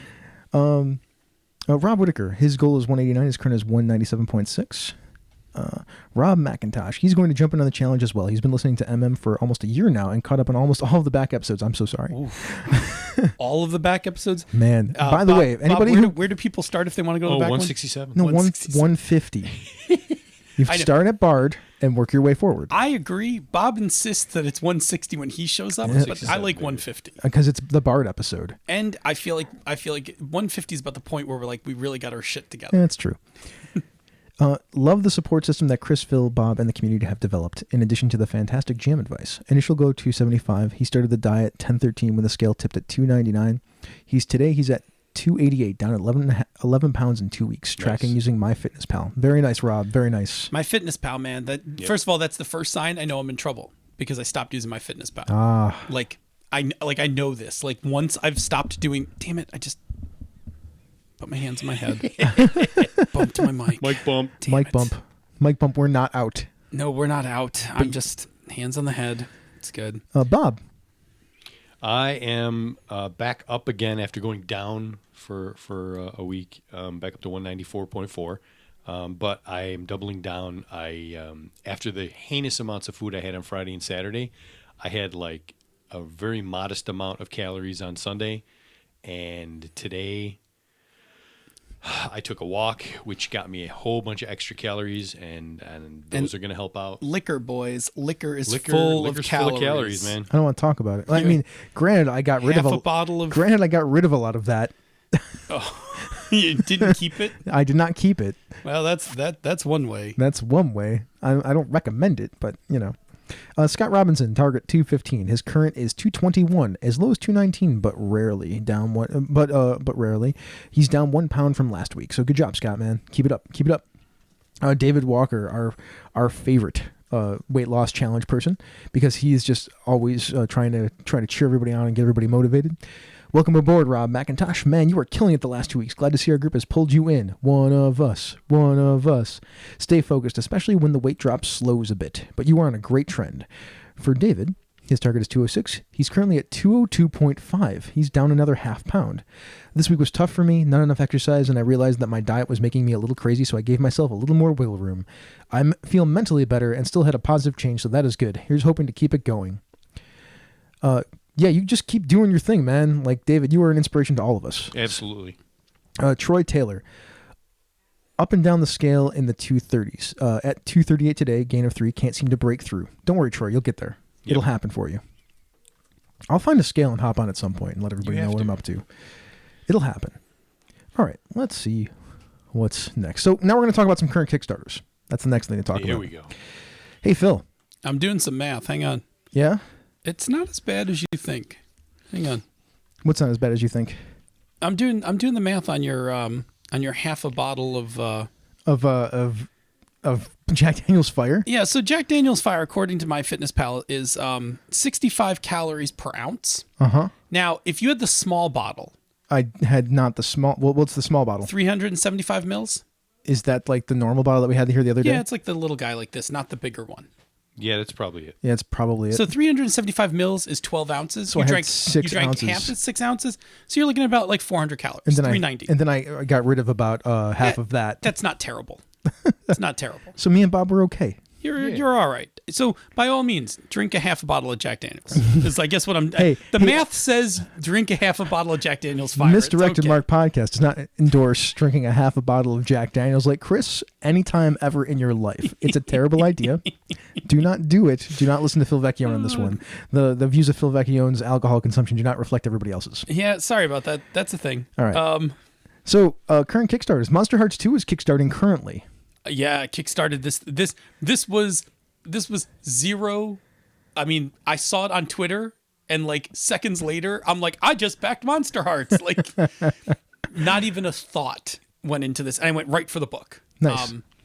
I love this game. I've never gotten to bring it to table, and now I'm just gonna wait because this is the refined design. Like, it got cleaned up and stuff like that, got refined, because the early one was a very early hack. Avery has a different last name now than Avery had before. Yes, I'm not sure what Avery's last name is. It begins with an A, I believe. But Avery is the designer. She is a wonderful designer. Yep. And here's what this game is. In brief, Monster Hearts 2 is a tabletop game about the messy lives of teenage monsters now entering its second edition. It's evocative, groundbreaking, and queer. So that's the thing, man. Okay, so what you do in Monster Hearts 2 is you and your friends create stories about sexy monsters, teenage angst, personal horror, and secret love triangles. You are all teenagers in a dark and stormy world, hiding the fact that you are secretly a monster. When you play, you explore the terror and confusion of having a body that is changing without your permission. So that is the metaphor for what being a monster is. The metaphor for being, somebody who is queer or different or gay or whatever in the world. The game system. This is a role-playing game powered by the Apocalypse World engine. Strings are the thing in this game. Strings are what give you power over people in the game. You can spend them like currency to tempt, to tarnish, or to expose weakness. You gain strings in many ways, including leveraging attraction and desire. And another thing that's really important about this game to me is because of the content. There's a whole chapter in it about safety first. So the subject matter of Monster Hearts 2 is fraught. I mean, teenage sexuality, hidden worlds of shame and monstrosity, queer uncertainties, and the risk of violence are all at play in these kinds of stories. That's why Monster Hearts 2 dedicates a full chapter to talking about using tools and setting boundaries to make sure that everyone feels solid about the stories you're telling together. Yeah, I'm a huge fan of this game. Like, I read this, I own the original game, and I read it when it came out and realized back in the day, like, I couldn't get it to the table with the group that I was with. Yeah. And now I want to play it, but now I'm going to just be like, I'm just going to wait for the second edition now. Yeah. But it is a game I very much want to play. Mm-hmm. And I now have a group of friends who will play this game with me. Yeah. All right, another Kickstarter that's going on right now, and in a completely different space. Fantasy Renaissance Modules 2 Toad God series. So, Fantasy Adventure modules. These Fantasy Adventure modules are for 5th edition Dungeon Crawl Classics, Swords and Wizardry, Castles and Crusades, Pathfinder, and Savage Worlds. And the reason I bring it up on this show is because Matt Morrow is doing a bunch of the cover art. So if you're into the character catcher art and want some of the modules for these games, I would suggest going and backing this project because we love Matt and his art, and it's wonderful. Very much so. All right, so real quick, here's what's going on in this Kickstarter, what you get. You can go get this one right now for free. Check it out, see what's going on. It's called Depths of the Croaking Grotto. It is a mod. The plot is a missing box of treasure sent to the characters on the last caravan of the season bound for the frontier outpost of Craden's Hill. Tracking the culprits turns into a dangerous journey into the rough, untamed mountains where predators and monsters lurk in the shadows of craggy peaks. By the way, I feel like you can just pick this up and run it as a Dungeon World module. No problem. Oh. It's another thing that you can do with these. So if you're into Dungeon World like I am. Oh, you know what I did do the other day? I read The Black Hack. What's the Black Hack? It's it's this really stripped down little OSR game. You've not seen it everywhere? No. We'll talk about it later. Yeah, all right. I'm not familiar either. Okay. All right. So that one you can get for free right now, the one I just talked about, for pay what you want. Here are the other three. The Lost Temple of Ibulteg, Tongues of the Screaming Toad, and The Shadow Out of Sapphire Lake. And then there's a bonus one called Crypt of Bones. Now I'm going to read one more of these. The Shadow Out of Sapphire Lake. Tranquil Sapphire Lake, located a short distance from the outpost of Craden's Hill, has long been a source of fresh and clean water for the frontier community. One night, however, transforms the site into a horror beyond nightmares and out of time as the people face the shadow out of Sapphire Lake. You can get all the mods for $15 in PDF for all of the systems. For $50, you get that, plus you can get print copies of all the mods in one system of your choice. So that's that Kickstarter right there. All right. And, I mean, if you're a fan of Down with D&D in 5th edition, there you go. If you're down, I'm down with D&D. I'm down with D&D. All right. Yeah, you know me. Here's your City of Mist update. So, City of Mist, I believe, is somewhere in and around $40,000. Let me just take a quick look at the Kickstarter for a moment. Sure, it's got some bucks going on there. Oh, yeah, man. $43,295 right now as of this reading. So here are some of the stretch goals that you're getting. So there's 3 cases. There's Brittle Silence, Knights of the Red Label, and The Furnace. There's also theme book specific theme cards, art improvements for the book. So there's now full spread chapter covers in each chapter. Jeez. And they even have custom dice that you can get. And the book is beautiful as it is. I mean, the artwork for this game is pretty ridiculous. So the RPG Academy has a show and tell with Amit Moshe. I believe that's how you pronounce his name. That you can go and check out. I am in talks right now to set up an interview with Amit Moshe also to have him on the lounge. So hopefully in the next week sometime I will have him on the show, and then you'll hear that sometime towards the end of next week. Sweet. All right. Another Kickstarter update. Bluebeard's Bride. So it's got tons of money. So can I say this? Sure. We so next Monday, Yeah. Senda and I will have the interview with Strix on Pandas Talking Games. Wonderful talk. We talk about two angles of the game. We talk about fairy tale and horror. Mm-hmm. Which, thanks to you, that was your suggestion. You're welcome. And in that episode, Strix convinces me how I can run this game. Oh, good. Like I just told her flat out, I'm like, I feel like running this game would be hard because getting feminine horror correct is got to be tricky. And then she lays out how they help with all that in the book. And by the time we're done, I'm like, oh, I could totally run this game. Like, we've also only ever heard Sarah well, that's the thing I talked to her Richardson about. run the game, Right. and Marissa runs it different, and Yeah. Whitney runs it different. Yes. Whitney runs it more the way that I would run it, which is very ephemeral, lucid kind of fairy tale kind of horror. Right. I suspect that I will probably run it a lot like Sarah. Yeah. My guess is that that's where I will fall more like that. But it's okay. The thing I really liked about it was I don't want to talk about what Strix says, but I was like, as a guy, am I going to be able to run this game effectively? And I'll just say this, that was accounted for in the creation of this game. Well, that's good. So, and it was a fun episode, and Strix was a lot of fun. She's a great sport because if you listen to Talking Games, you kind of know what it's like when Senda and I are on the mics, and Strix was able to kind of jump. She jumped right in, and she did a good job. She didn't miss a beat. So Good. I can't wait to listen to it. I'm very excited. yeah, and we had a lot of fun. She was a lot of fun.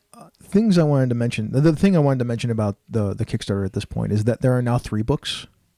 And the 3rd book is being filled with playsets unlocked from the stretch goals. And the current ones are a boarding school, the asylum, the circus, and the hotel.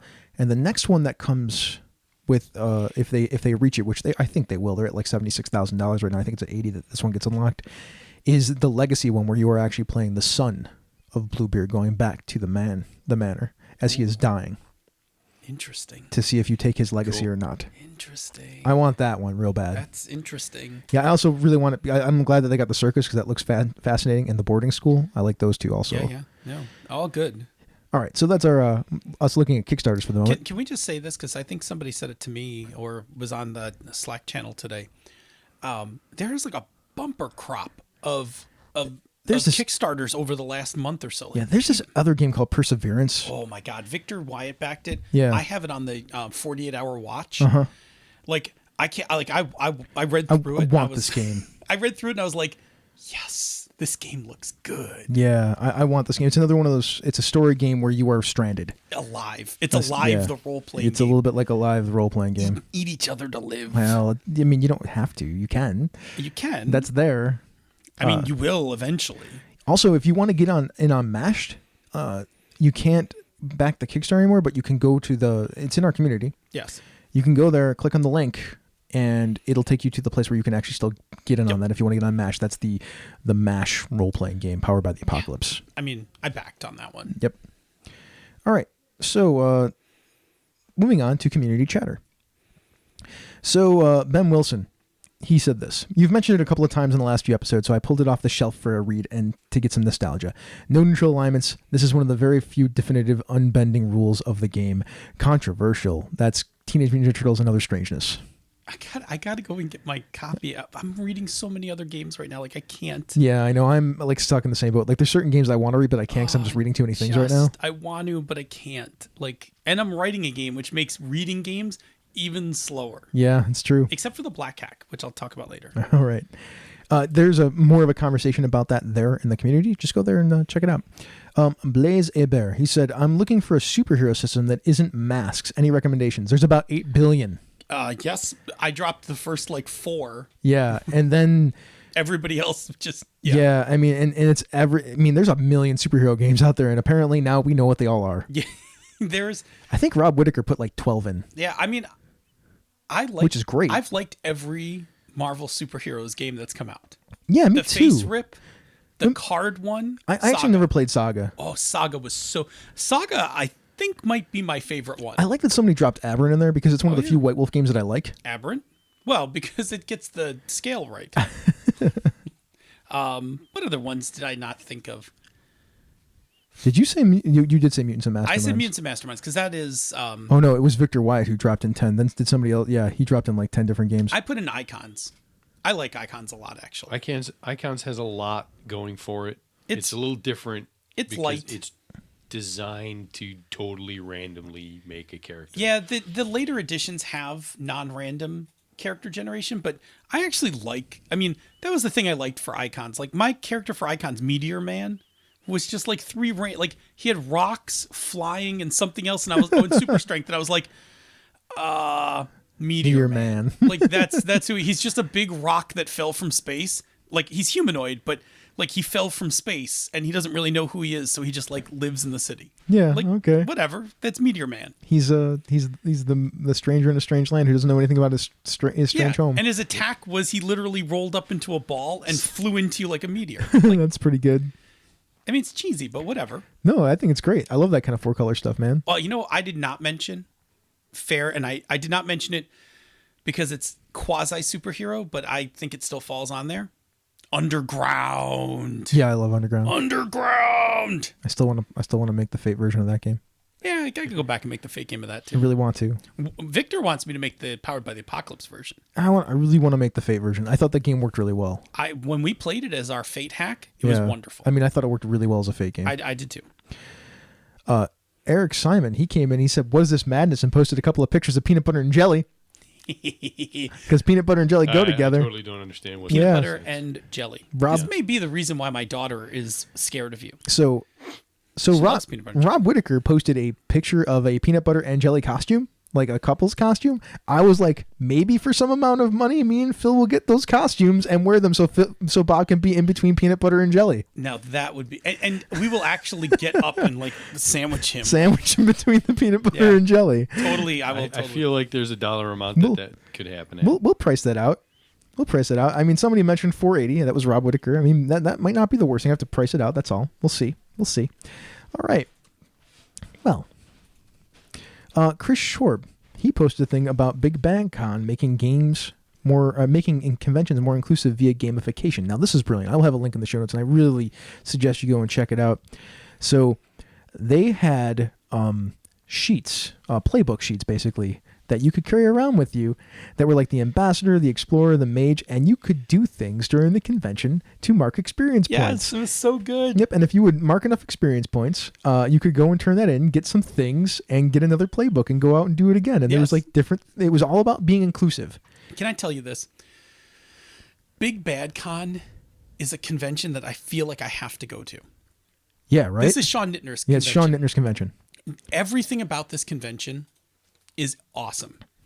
Like their harassment policy, they are like everything that's done right at a convention, I feel like happens at Big Bad Con.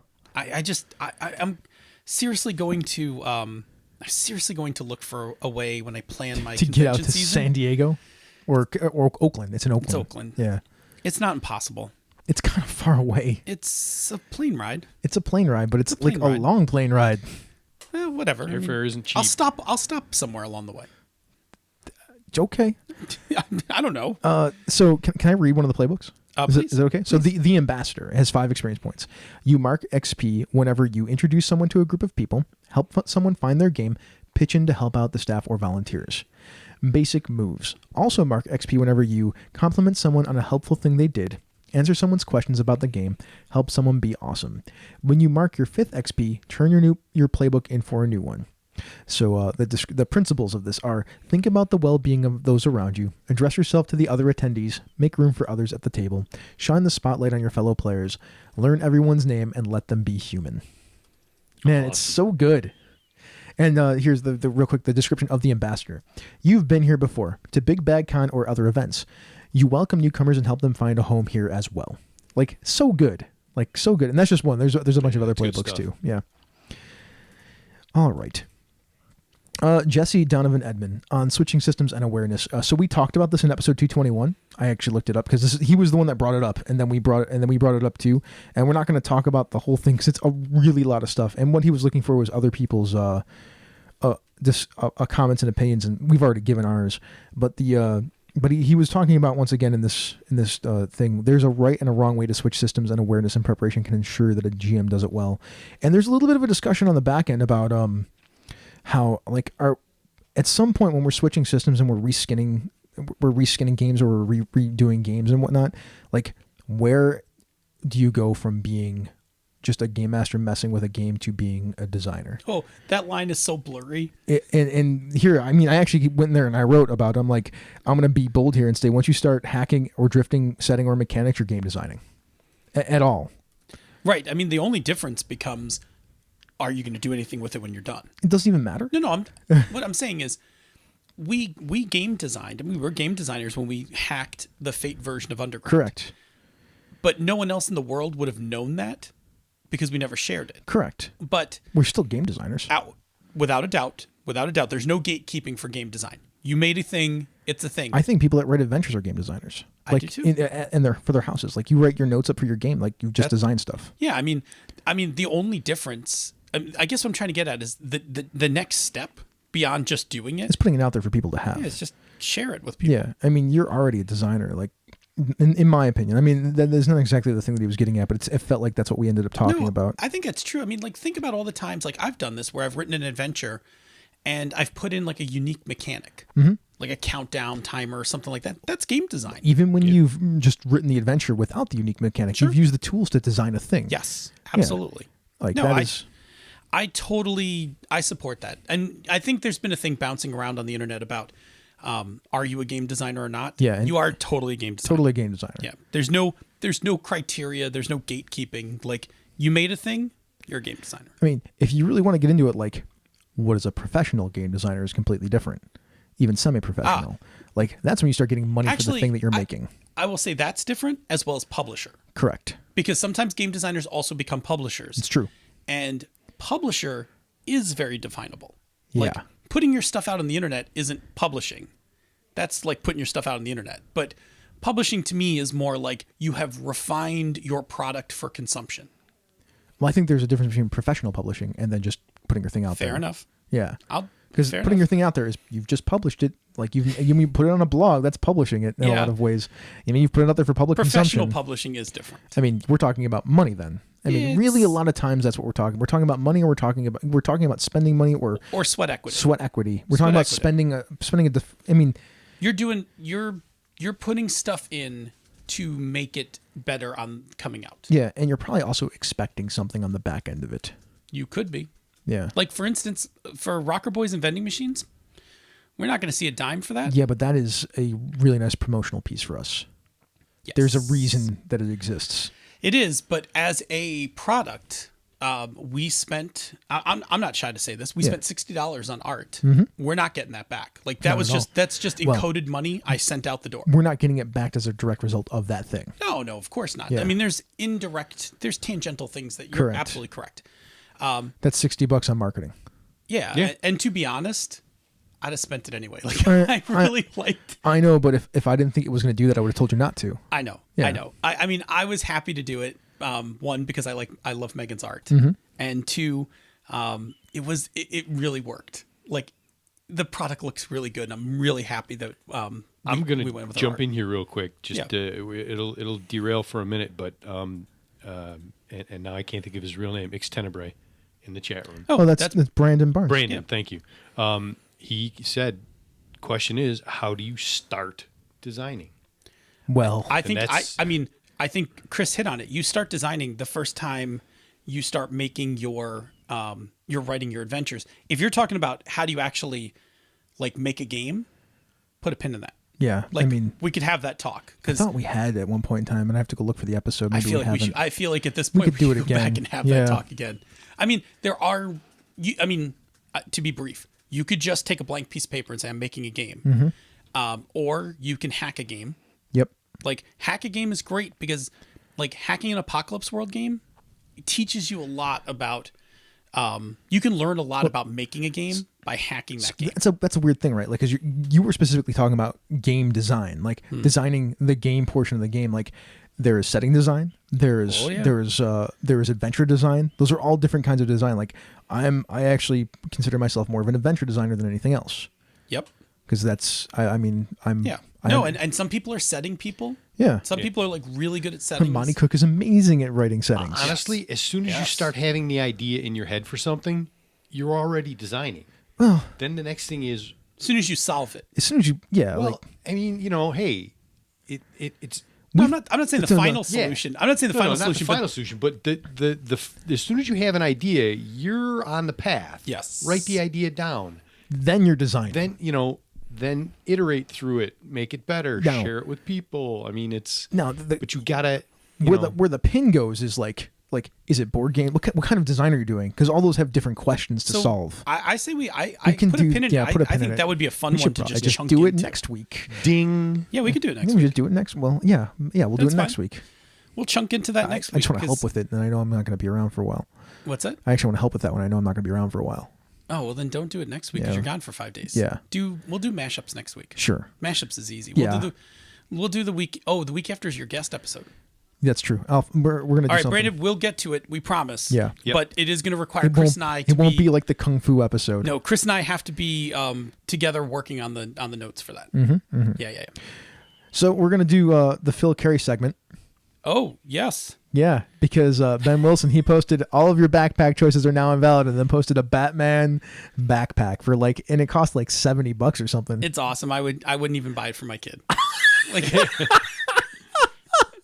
What's wrong with it? No, listen, it's not what's wrong with it. Here's the things I don't like from the page, right? Like, so I went to the page, and there's a whole lot of all right. So when you get into Carey, there's a lot of things you start to look for, like what fabric is it made out of? What kind of zippers does it have? Yeah. Does it have internal organization? Now, Rob Donahue and I, Rob did a nice job. Can we just tack on to this as part of the Carey segment? Rob put out a blog article last week about picking out a backpack. Okay. And he actually classified it. He had like 3 levels of backpack from inexpensive, like below 100, the 100-ish range, like 150 range, and then like the $300 range backpacks. Yeah. Like the Go Rucks. He went to the whole extreme. Right. But anyway, so here's I will tell you what I am picky about in backpacks. So first of all, the Batman thing is that part's nice. Like, it looks like Batman thing. But here's where I get picky. One, I want to know what material it's made out of, because I want to know how durable it is, and I want to know how potentially water resilient, because nothing's ever fully waterproof. But how water resilient is it going to be? Because I may have to cross in the rain. I want to know something about the zippers. Are the zippers cheap feeling? Like, if I try to unzip it and it gets stuck, I hate that. Like, how smooth. I want to know what's on the inside of that backpack. Is it segmented? Is it one giant empty spot? And then I want to know about those auxiliary pouches and stuff like that. Really, what I want to know are how many liters of volume is this thing going to carry? Because I know what the liter of volume is for my other bags, so I get a feel of what's going to fit. It's an okay backpack. There isn't enough information in that ad. There isn't enough information in that ad for me to want to buy it. Yeah, like, sure. I need to know some stuff about stitching and that kind of thing. Yeah, because that's the stuff that you care about. Because you're a Carey person. Well, it's $70. $70 is not a trivial amount. No, it's not a trivial amount. So for $70, I'm expecting some durability. Nothing fancy on the zippers or anything, but they should be smooth. I can probably tell you what that backpack. It's probably really a $40 backpack that costs $30 because of the licensing. Because of the licensing, right? Yeah, and as Brandon's saying in the chat room, it doesn't have Molly, which is my personal bias, but I actually laughed out loud. If you read Rob Donahue's article, he talks about Molly and people who like to use the word tactical in their descriptions of their bags. And that's like 100% me, because that's like primarily the bags I buy are like from tactical places. Yeah. Which is fine. Like, Rob has a kind of a different aesthetic for backpacks, which brings us to, I made a plea to Rob Donahue, and so did you. Not only did I saw your plea, and I was like, well, I'll just put this out on actual Google Plus instead of in our community, because I don't think he follows the community and won't see it there. Right. We are courting Rob Donahue to do a once a month show about EDC, so everyday carry, Uh-huh. gamer EDC, Yep. and game design. Yep. Where Rob and I would just literally for like an hour geek out about bags and game design. Yeah. I'm not going to lie to you. I'm doing this for selfish reasons. Which just means it'll be a good show. I want to hang out with Rob Donahue and talk about bags and shit. And maybe somebody will send us some bags. I'm just saying, like, there's a lot of selfish tendencies inside this idea. It's funny. But I think I actually think it would be awesome. First of all, Rob is fucking brilliant, right? Like, Yeah. he's completely cool.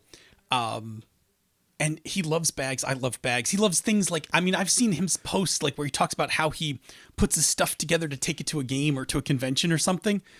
Like, I know you don't think about that. I spend a ridiculous amount of time thinking about how to pack up my stuff for a convention. Yeah. Anyway, that's a thing that we're going to pursue with Rob. We are going to actually pursue him. Yes. Because once a month, I could kind of do that. You kind of want to do that. Yeah, I kind of figured you did. That's why. That's why I put it out there in the actual space of Senda G+. has threatened to. Senda has threatened to not believe that show will exist.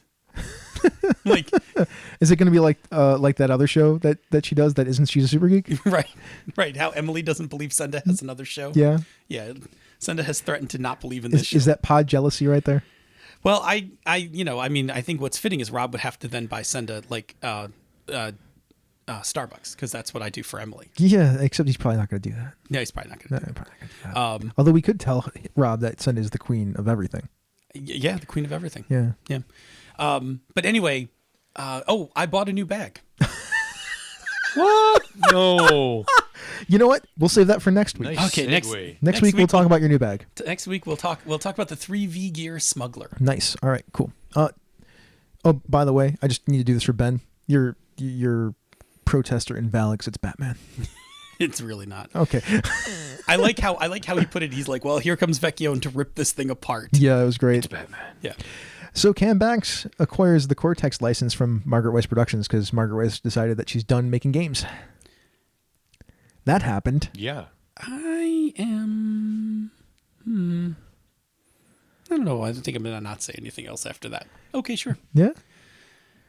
Well, I'll say it. I mean, the reported news of this, and it's not necessarily just hearsay. There's plenty of places out on the internet that this has been said. Like, working for Margaret Weis is tough. Yes, I would agree, and I'm happy that Cam Banks got the license. And I think that's excellent. And I think part of that is Margaret Weis is trying to turn Margaret Weis Productions into a business, and the role playing game stuff wasn't working. So she was coming, instead of being the magnanimousness that we usually see in role playing games, was coming down pretty hard on her employees. I mean, here are the things I'm sad about. So Margaret Weis was able to. She might also just be mean. I don't know. Well, I don't know. Margaret Weis was able to capture a lot of IPs. Mm-hmm. So Serenity Firefly, that's now not a thing. Marvel. Well, Marvel she just couldn't afford. Yeah. The Marvel movies made keeping the Marvel license prohibitive. Yes, really painful. Leverage. Yep. I mean, she had a knack for getting IPs, and now those games are done. Yeah. Like, that's kind of sad because while Cam Banks got the Cortex Plus license, I don't think that comes with the IPs. Yeah, probably not. Maybe. I mean, maybe, but he'd have to be paying for all those, and that seems like a lot. It depends on what licenses they still have access to. Right. Because he didn't just get, as far as I could tell from reading it, and I could be completely wrong, he got the license to Cortex Plus and all the stuff that goes along with it. Here's my question. So Cam is one of three people. Chalker, Philippe, and Cam are working on the Sentinels of the Multiverse. Yeah, game. but that game's already got a system. Right. But how fast could it also be ported into... Probably pretty quick. Because Cortex Plus has all the fans from Marvel who played it. Yeah. How hard would it be to get it back into that system? Not very. Yeah, so I'm just saying it sucks that you're like halfway through or 3/4 through developing your role-playing game, and then the game that you really wanted to use... Yeah, I don't even think they're developing anymore. I think they're probably playtesting it at this point. It's been 2 years. The game that you really want to use just lands on your doorstep. Yeah. I mean, you just do them both then. Well, I think you do. Yeah. I mean, I would be shocked if you don't see a Cortex Plus version of Sentinels in the Multiverse. It would be, yeah, I would be also shocked is the word I would use. Pure speculation here. Yeah, no knowledge whatsoever. Just shocked. Yeah. All right. Let's move on to Patreon shout-outs. Do it up, my friend. So Larry Hott. Do we know Larry Hott? I don't know if I know Larry. I don't know if I know Larry either. He sounds familiar. He does sound familiar. Like I've seen him around on the Google Pluses, I believe. But I mean, Larry, talk to us. By all means, yeah, please. I can't remember any conversation that I've had with you on the internet, which makes me sad. I hope that doesn't offend you. Or just come to the chat room. Come to. By the way, can we talk after we do the shoutouts? Can we talk about the Slack room? We're going to talk about the Slack room Slack for life. room for life. Yeah, we're going to talk about that in a second. Okay. Steve Farrell, thank you so much for being a patron of Mr. Mark Productions. Yeah. That guy I know. Yeah, we know that guy. That guy's the guy who makes my tennis elbow act up. Does he really? He's got a really strong handshake. Like when we were in Mexico, I had just gotten over tennis elbow. Yeah. Like I had been wearing the band around my arm and stuff. Mm-hmm. And then I see him at Mexico, like at the pool. Yeah. And he's like, "Hey, Phil," and I shake his hand, and like 2 shakes, and like my whole arm is like sore, and I was like, "Oh, damn it!" Like, I'm actually wary. I'd have to be careful when I shake Steven's hand. Scott Robinson, thank you so much for being a patron. Thank you. GM Gerrymander, who is in the chat room. Yeah. Is Scott in the chat room? I don't know. I didn't know if I saw. Yeah. He might not be. I don't know. I don't think so. He was in the Slack room for life earlier. Oh no, he couldn't be because he's teaching a class on Tuesday nights. I think that's what he said. Oh well, that'll do it. Nights. Eric Bonds, the Weregator. Yeah. Although I will say this: if you want to mail it in on a Tuesday night for a class, make them watch us. That's true. Just put it on. Just put it on. Who knows what he's teaching though? Like who cares? I think he's teaching college, man. Listen, we're highly entertainable. He's here. Who is Scott? Yeah, he's Doc Palindrome. Yeah. He's in the chat room. Okay. Well, hey, way to blow off that Tuesday class. Sweet. All right. And maybe unless I have him confused with somebody else. I might have him confused with somebody else. I'm just saying, if you want to mail it in. Sorry if I have you confused with somebody else. I apologize. Eric Bonds, the Weregator. The Weregator. I don't know if the Weregator's around tonight, but thank you so much for being a patron. When you hear this later. Thanks. All right. Here we go. Yep. We're transitioning to this. That is our bumper for Podcast Roundup instead of that, because really the podcast Really, that's a bumper for a lot of shit. Yeah, it's specifically for that now. Oh, really? Okay, whatever. The podcasts are our super friends, man. Oh, I get that. You get it now. I Yeah. get that. No, that's good. Do that. Yeah, that's good. Yeah, thank you. So our shows, there's Pandas Talking Games. That one we talked about flipping your one shot into a campaign. That is true. And there's 2 types of one shots we talk about: the one night stand and the blind date. It's pretty funny, actually. And of course, outtakes, because there's outtakes. And extra outtakes for the patrons. That's true. Yep. And then the other show that released this week was Down with D&D, and we had a chat about Teos Abadiah's article about Phoenix Dawn Command and how you can use the ideas from Phoenix Dawn Command in Dungeons & Dragons. Sweet. So that was 35 minutes of that. Yep. Next time it'll be more news. So that's all that's come out so far this week. Okay. Yeah.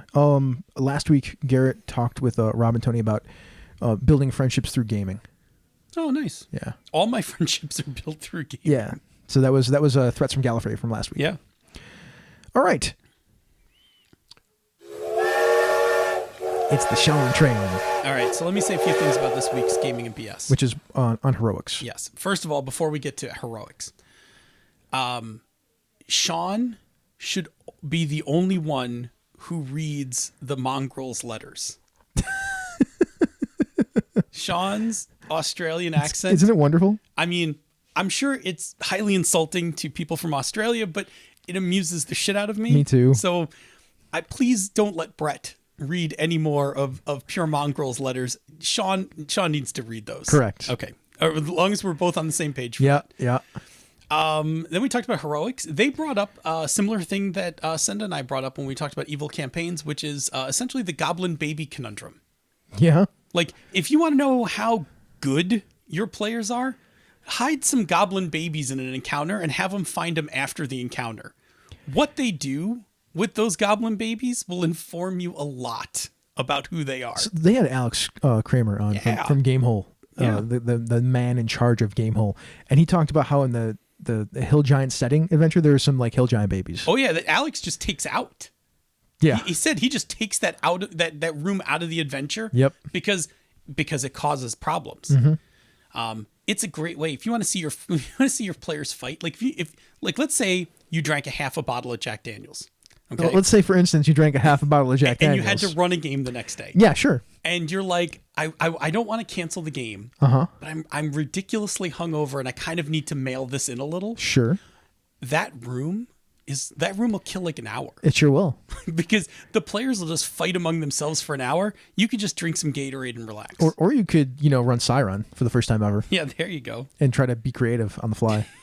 While your brain is not quite fitting inside your head. Correct. Yeah, it's nice. That Is might have what been. you did? Yeah, that's what I did. Yeah, you're my hero.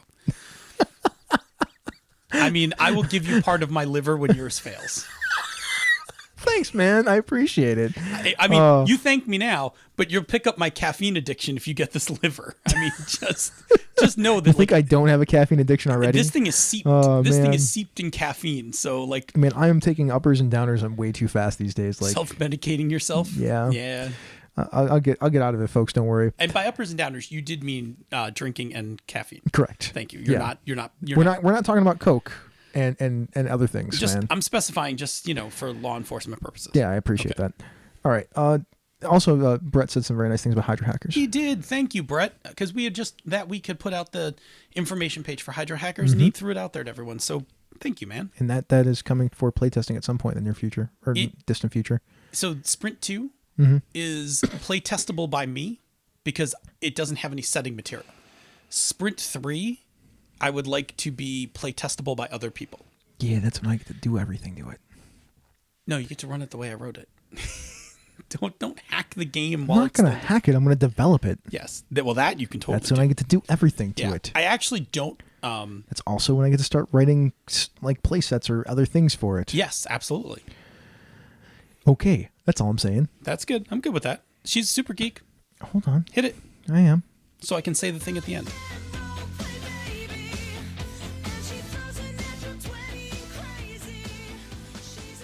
So once again, we're all dead. I don't know. And Darcy stopped going to Seattle. Yeah. That's all I got to say. Because every time Darcy goes to Seattle, something terrible happens, apparently. We just die a lot. So they're playing a game called Bated Breath. And this game, it uses Google Maps as like part of the game. Actually, the main part of the game. It's freaking brilliant. I can't wait to get a copy of this thing and read it. Yeah, looks good. Oh, man. Just another freaking game on my list of things that I want to play. It's so sad. I'm so sad about it. Like, because there's just too many good games that I want to play. I've made a list now. Yeah? I have a list, and I have a list that actually I've gotten to the point where I'm like, other than supporting Kickstarters, I'm not buying any more games right now. Yeah, I mean... Like, I got to play some games. Yeah. I'm actually not playing anything right now. You know that? Yeah. But Like, you will in like a week or Airy two. Peaks None of us ended. have played anything. Airy Peaks ended, Well, that's not and true. Not me. I have nothing going on. Like, Senda and I are still trying to put together a Hydra Hackers game, and I want to play Fall of Magic with you guys. Mm-hmm. And You've all left me to my own devices, so I started running games. yeah, but you're not running one. You're not running one on Sunday nights for me to play. Because you said we were going to start after we got back from a catacon. Oh, then fine. I'm all right with that. Yeah. Yeah, I will say this. Locally, I'm going to start running Hydra Hackers in a campaign mode, and then I'm going to start playing. I'm going to start playing an online game of Headspace. Are you playing or running? I'm running. Okay. Yeah, I'm going to run Headspace because I feel like if you just asked Mark Richardson, he would just run Headspace for you folks as a campaign. no, I actually want to run it. Oh, okay. Like I'm excited to. I'm like I want a GM. Oh, yeah. I want a GM, and so far I Senda. think you should, GM. Thank you. I mean, I do have to keep the chops up. Mm-hmm. But I am going to start running Hydra Hackers locally because it's time. Like I want to play it multiple sessions because I now want to see the neighborhood mechanic. Since Airy Peaks is finished, I've played and ran D&D. I've ran Siron and I've ran City of Mist Nice. because I'm just not going to stop running games because that's who I am. It's awesome. Yeah. I'm not going to run games for Phil, but that's fine. You didn't want to come on. You were busy. Now let's not even get into that. That's not my fault. It's not my fault. Okay, that's fine. That's fair. All right. I'm just saying, like No, you're it's fine. you're always more No, than I welcome know, at I my know, table. I know. All right. That's all I'm saying. All right. Cool. Talking tabletop. Yes. Well, I should just say Jim McClure now because there's two podcasts. Yes. So the first one is Satanic Panic. So this is his actual play series. Yeah. That is him and his partner Emily and two other people whose names I don't quite have in my head yet. Jim is running it and they're playing it. This part of it is for entertainment purposes, so a lot of the mechanics are stripped out. It's hilarious. For those who don't know what Satanic Panic is, it's as if the D&D scare of the late 70s, early 80s was actually real, and tabletoppers were an evil force in the world. I'm driving to my parents this weekend. Mm-hmm. So it's to Connecticut and back. Mm-hmm. So it's like 12 hours. Yeah. So I'm by myself. So I'm just loading up my podcatcher. All of the podcasts. I plan on to at least get close to what Chris listens to in a week. It's gonna be great. Yeah. Next week it'll just be you, like your choice of like your podcast list. I might be listening to some podcasts we can't talk about. Well, that's fine. Okay. I don't talk about every podcast I listen to all the time. That's fine. And the other thing is, well, first off, to go along with Satanic Panic, that one, there's actually another podcast that goes along with it, a companion podcast that is about the mechanics and the design and things like that. I haven't listened to that one yet. Apparently, you can pick it up over on the Third Act Publishing website or on the G+ community for Third Act Publishing or their Facebook group. Sweetness. And his Talking Tabletop episode was with Keith Baker. Oh, I like that guy. Yeah. It was from Gen Con, though, so it's before the Illimat Kickstarter was going on. Ah, gotcha. Illimat is a card game that is being made with the consultation of the Decemberists, a band. Okay, other podcast real quick, because I got some on my podcast list. So I finished listening to the Dresden Files story from Knights of the Night. What a whole bunch of fun that was. Yeah. So yeah, I mean it's Dresden Files, and it's in Cleveland, and they have this dome thing, and it's pretty great. And it's about Denarians and demons and things like that. It's fun. Sweet. There's a lot of extra dimensional type stuff going on and astral projection and Hey, such. am I right that if all works out well, we're gonna bump into the Knights of the Night? Yeah, they should be at a Catacon. Yeah, but before that, are we gonna grab some lunch with them? Hopefully we'll have lunch with Tom. Okay. At least. I would like that. Yeah, and maybe I think he said maybe Scott if it's near, because I think it's near his house. Okay, that'd be cool. I would totally be down with it. Yeah, I like Scott. I met him and his kids and his wife once. Yeah. Yeah, at Origins. They're nice people. For people who don't know, Chris and I are road tripping to Catacon. To a Catacon. So Yeah. we're gonna just we're gonna try not to make another game. Like that's, No, we're gonna make another game. It's fine. we're gonna try not to make a game in the car. Yeah, I mean, I think we will. Anyways, I finally got around to listening to 109 Organizations and RPGs from Gaming and BS. I listened to episode 134 of Role Playing Public Radio where they talked about highfalutin fantasy, which was disappointing to me because Caleb Stokes doesn't like fantasy. He's talking about how like he just improvises and it's redonkulous and whatnot, and that's not really. That is kind of crazy off the cuff fantasy. But you could have a serious fantasy game, but like that's not serious fantasy. I'm like, screw you. That's what I do all the time, and it all makes perfect coherent sense. Oh yeah, totally. That's all I have to say about that. Caleb, I know you don't listen, but whatever. I listened to Roundtable 142, Encounter Building, and Unpainted Minis. That's when they were because WizKids is coming out with a line of unpainted minis for D&D. So if you're into that, that's a cool thing. Also, Mike Shea was on that, and they were talking about that Encounter Building episode. I listened to episode 77, the City of the Gauntlet, the City of Mist and Dark Depths episode. Did you listen to +1 Forward, Legend of the Elements? Not yet. It's queued up. It's pretty good. I kind of want that game. Narrative Control, Strix was on with Nittner. Queued up. Talking about Bluebeard's Bride, that was really good.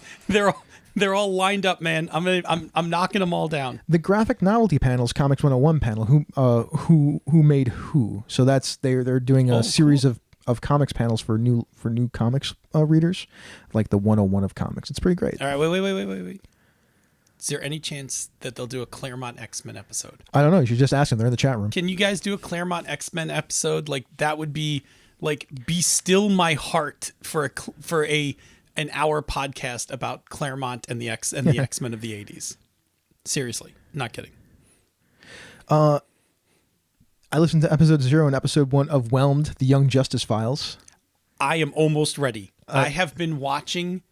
So I got Rosie hooked on Young Justice. Yeah. So although I've had to, I have had to replay one episode because Rosie likes it. Mm-hmm. It's what is it? It's the one with the Twister guy. Not Red Red Tornado. Twister. No, Oh. not what's Mr. that? Twister. Mr. Twister. Mr. Twister, yeah. She just, for whatever reason, Rose loves that episode. Mm-hmm. But Rose is walking around the house the other day, and all of a sudden I hear, recognize, Aqualad. Nice. Yep. Very nice. So we're getting up to speed. We're like, I think we're about 10 episodes in of season 1. And I think I'm almost ready. Like I could then start, I could then start listening. Yeah. So this is Rich Howard and the Caleb G, Rich Howard from Tribality, and the Caleb G from the RPG Academy, talking about Young Justice and doing a really wonderful job of it. Talking about they have a bunch of different segments. Rich really knows a lot about the history of DC Comics, which was great for me because I like hearing about that kind of stuff, where a lot of the source material comes from the show. So Yep. that's really fun for me. That's cool. So that happened. What else have I listened to?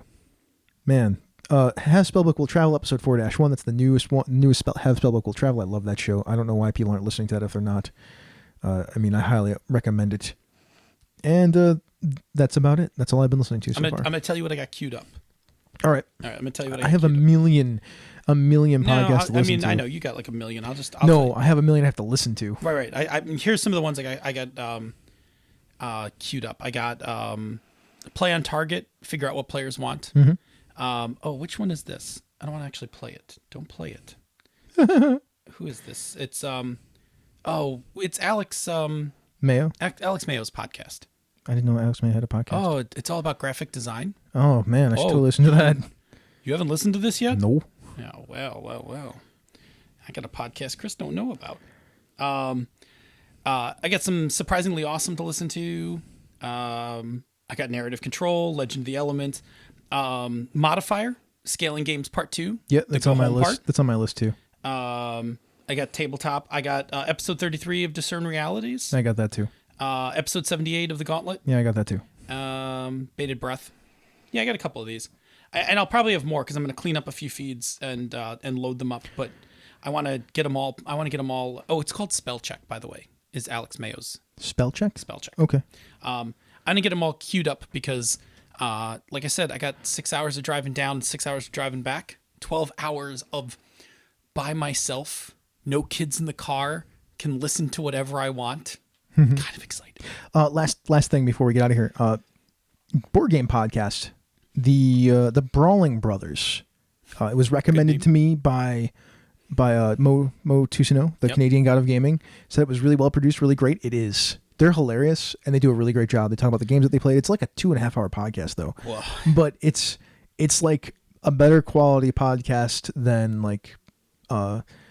the Dice Tower. In my opinion. Like Whoa. they're more entertaining. Whoa. Than Tom and wow. Yeah. That's saying some shit, man.